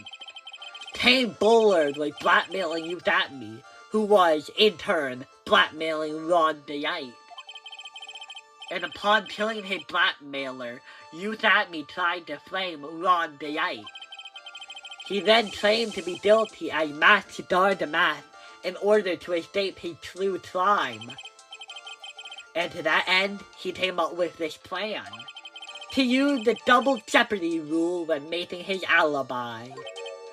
At any rate, it would seem we finally found the truth.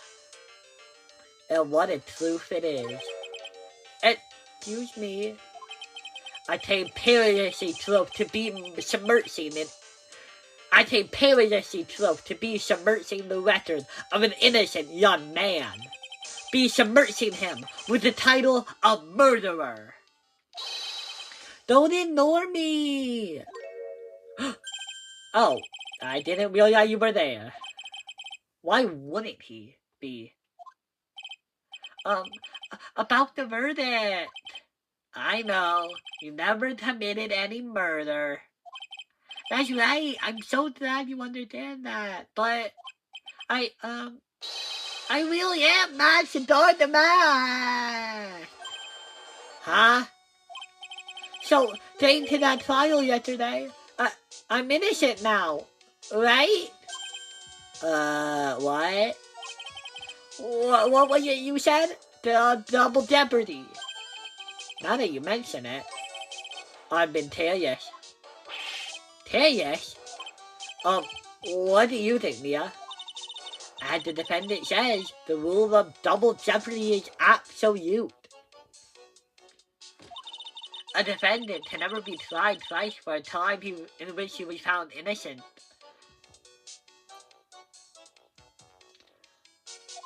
Then, Master Dardamat really is innocent? No, not really. No, he isn't innocent. No, he is legally innocent, but he isn't innocent. You know, it would seem so. For now, if he doesn't commit any more crimes. For now. Now then, this court finds the defendant not guilty. Yeah. But yeah.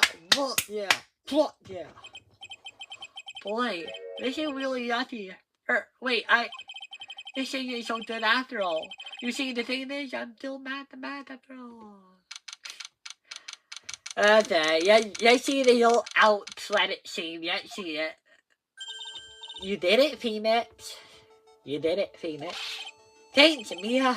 It's been a long time, hasn't it? Yeah. It's been taking Maya to get toll on me much these days. Oh. I'm just joking, Phoenix. Don't take everything so seriously. But, on the other hand, Maya, she's kinda torn up these days. You mean about becoming the master of the Terrain channeling schedule? Becoming the master means saying goodbye to our mother. Mitty Faye, right? Watch over her, will you, Phoenix? Of course. Well then, see you around. I wonder if we will ever see an animated scene of like the transformation. Like, because I hear that the later games are in 3D. So I wonder if we're ever gonna see a channeling where we get to see the characters' bodies shift into each other, like becoming taller, the facial shape changing. I don't know. Mia. Huh. Mr. Wright, I don't know what to say. Congratulations, Mr. Wright. Thank you so much.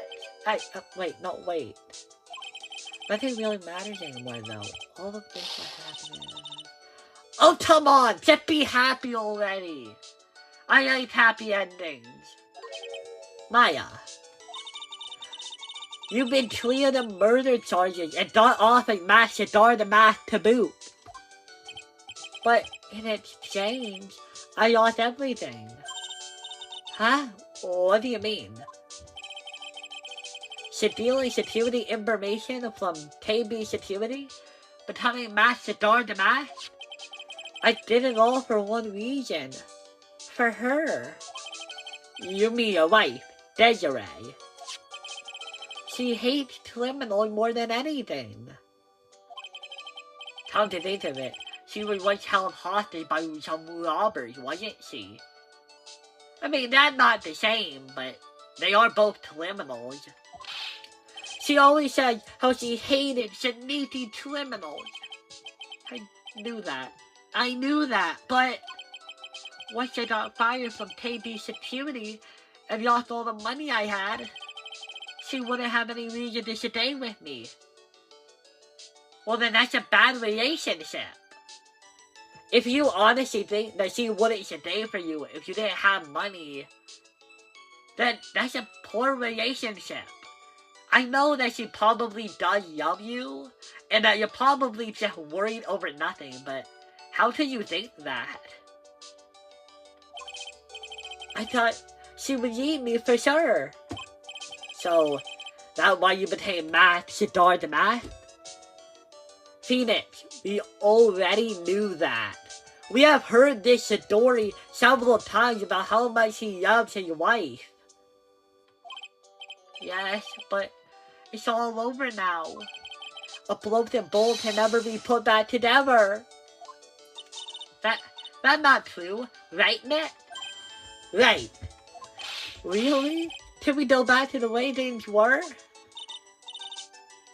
You'll be fine, and Nick can prove it. I can? I mean, I kind of wish you'd chat with me first before you asked me to do it, but I can do it. Mr. DeYite, even if a bowl is broken, there's always a way to put it back together. Okay, can I explain why I really love this line in this moment?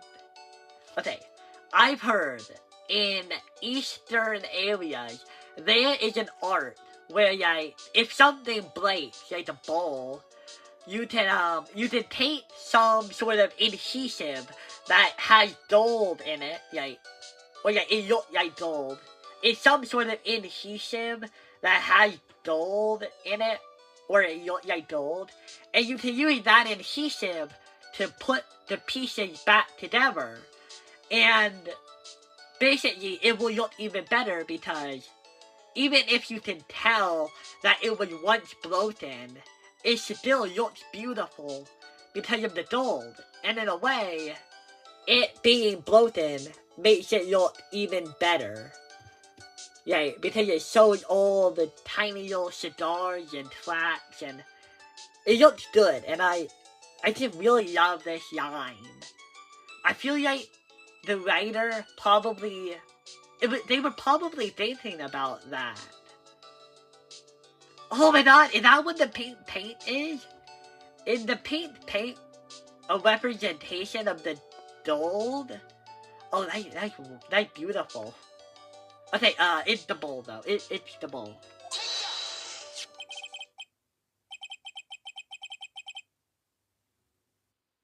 The button just pointing me. Okay, that's weird.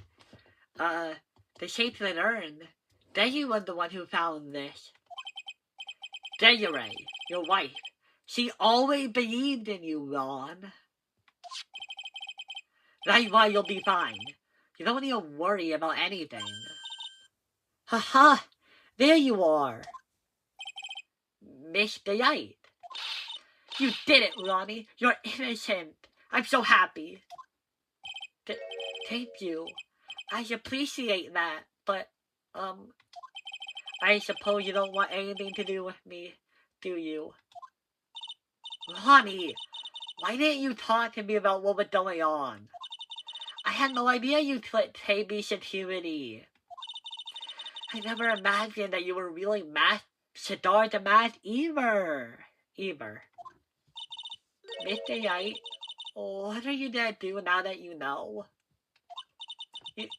You're not gonna really leave him, are you? Oh, come on, it's obvious, isn't it? I really want to make a joke right now, but that would be so cruel. How did I ever let such a wonderful man like him get away? After all, my bike's really fast, okay? So fast that there's no way he could ever get away. Okay, that's cuter. But didn't you say that you hated criminals? Huh? Oh, I only hate people who act all cowardly and sneaky. Like that detective. I see. My Ronnie went and declared his crime before he committed them. Like a man. I just love a man who's so chivalrous. Chivalrous? Yeah, okay, I know I can't say the word good, but I know what it means. I knew I would write about you. Every day I spend with you is filled with thrill and excitement. Desiree.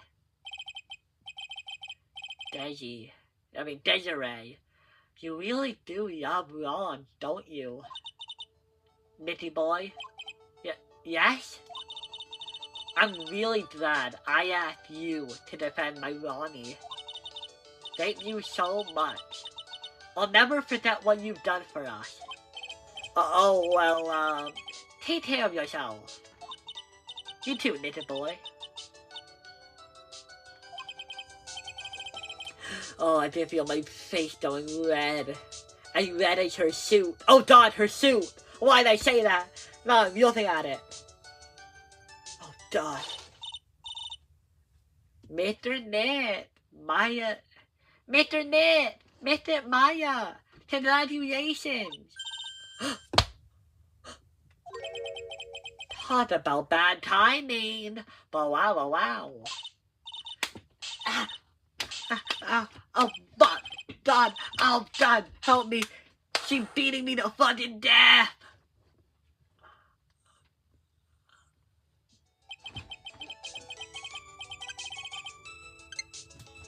Okay, let me check that out. Wait, shit. No, wait, I did it. Okay, wait. My congratulations. Talk about bad timing. Mr. Ned, how could you? With another man's wife. In front of Mr. Maya. No. You done it all wrong. I'll never forgive you. Never. Ever.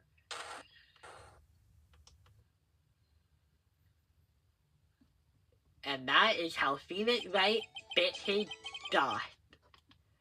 And just as the taste came to a close, so too did my consciousness. Ron said, a broken bowl can never be put back together. But I know that's not true. I mean, just look. Here's a perfect example of one that was put back together even better than before. Yay, I got an image without the tap ball. That's a really good image, actually. I liked it. It looked good. Episode 2, the Shadowland Tournament, end. Oh my god. I have so... Oh! A brand new episode had been added. Oh shit, wait. Don't make me get into it. Okay, well, anyway. Man, I feel like I have so much I want to say, but I don't know where to start. Okay, 1, the defendant, pretty mid. I do actually like the relationship. I just like, I don't know, like, I kind of like, I don't know how to feel about Miss Desiree Delight. Like, she obviously loves her husband, but like, I feel like maybe it would have been a bit better if Ron Delight was imagining most of the money issues. Because here's the thing. Like, the fact that Ron Delight was willing to drive himself into bankruptcy over, like, his wife isn't the best. So, like, I feel like, I don't know, like, we did not really get a resolution to that problem, like, there was no real point at the end where, like, Miss Delight had to be like, Ronnie, I'm sorry that you felt like you had to be a criminal to be with me, to buy my stuff. How about I'll spend a little less every month, okay? We could set up a plan. I don't know, maybe that would have felt a bit overbearing on the narrative, but like, I don't know, tiny little adjustments, you know? I wonder if my reaction differs from the typical reaction of a Japanese person playing the game. Like, do people in Japan have different views on money and like how much a wife should spend? And then kind of like a difference in culture value there? I don't know. The killer, I liked him. He was cool, yeah. He was eccentric. He was actually really smart to match his eccentricity. I kind of wish his breakdown at the end was a bit bitter, but to be honest, his last words weren't really his true breakdown. Looking at it correctly, his true breakdown is right here. Why you? How dare you even apply the one so Mark? Yeah, I love him. He is a great villain. He's not sympathetic at all, either. That's another thing. He isn't. He is a terrible person. But he's also, like, such a neat character that you just kind of have to like it. Like, I don't know what it is about him. It's just, like, I don't know. He had kind of, like, I don't want to say a Joker vibe. But he definitely is as eccentric as the Joker, kind of. Just like, oh, he's kind of like the Riddler. Yeah, I think the Riddler is a better example. So, yeah. I think I talked about Ron Deseret. Dido. He was cool. I want to see more of him. I want to know what his deal is. Why does he not like Phoenix? Is this how he usually acts during the case? Hopefully he is going to be the main prosecutor for this one. Have a couple of cases with him. I don't know. Larry Butts, he was kind of like in there a little. Writers, make Larry Butts a friend again. Because right now, Phoenix is acting like he doesn't even like Larry, really. Like, if I could get some indication that Phoenix is, like, just picking on his friend because that's what they do. That's, like, what they are. Like, friends can be mean to each other because they have the virtue of knowing each other well enough to know that it's not serious. You know? Yeah, I think they talked. Oh, how did I feel about the actual case and the victim? It was good. It was kind of complicated to, like, wrap my head around, but that's kind of the idea when you deal with, like, a double crime scenario, kind of. So, yeah. But, I guess you guys are gonna have to wait until next time to watch me play Recipe for Turnabout. Shit, did I? Oh, fuck, no. But, yeah. That's gonna do it for this one. And I hope to see you guys next time. Bye! Ja, this was the way. Ja, this guy,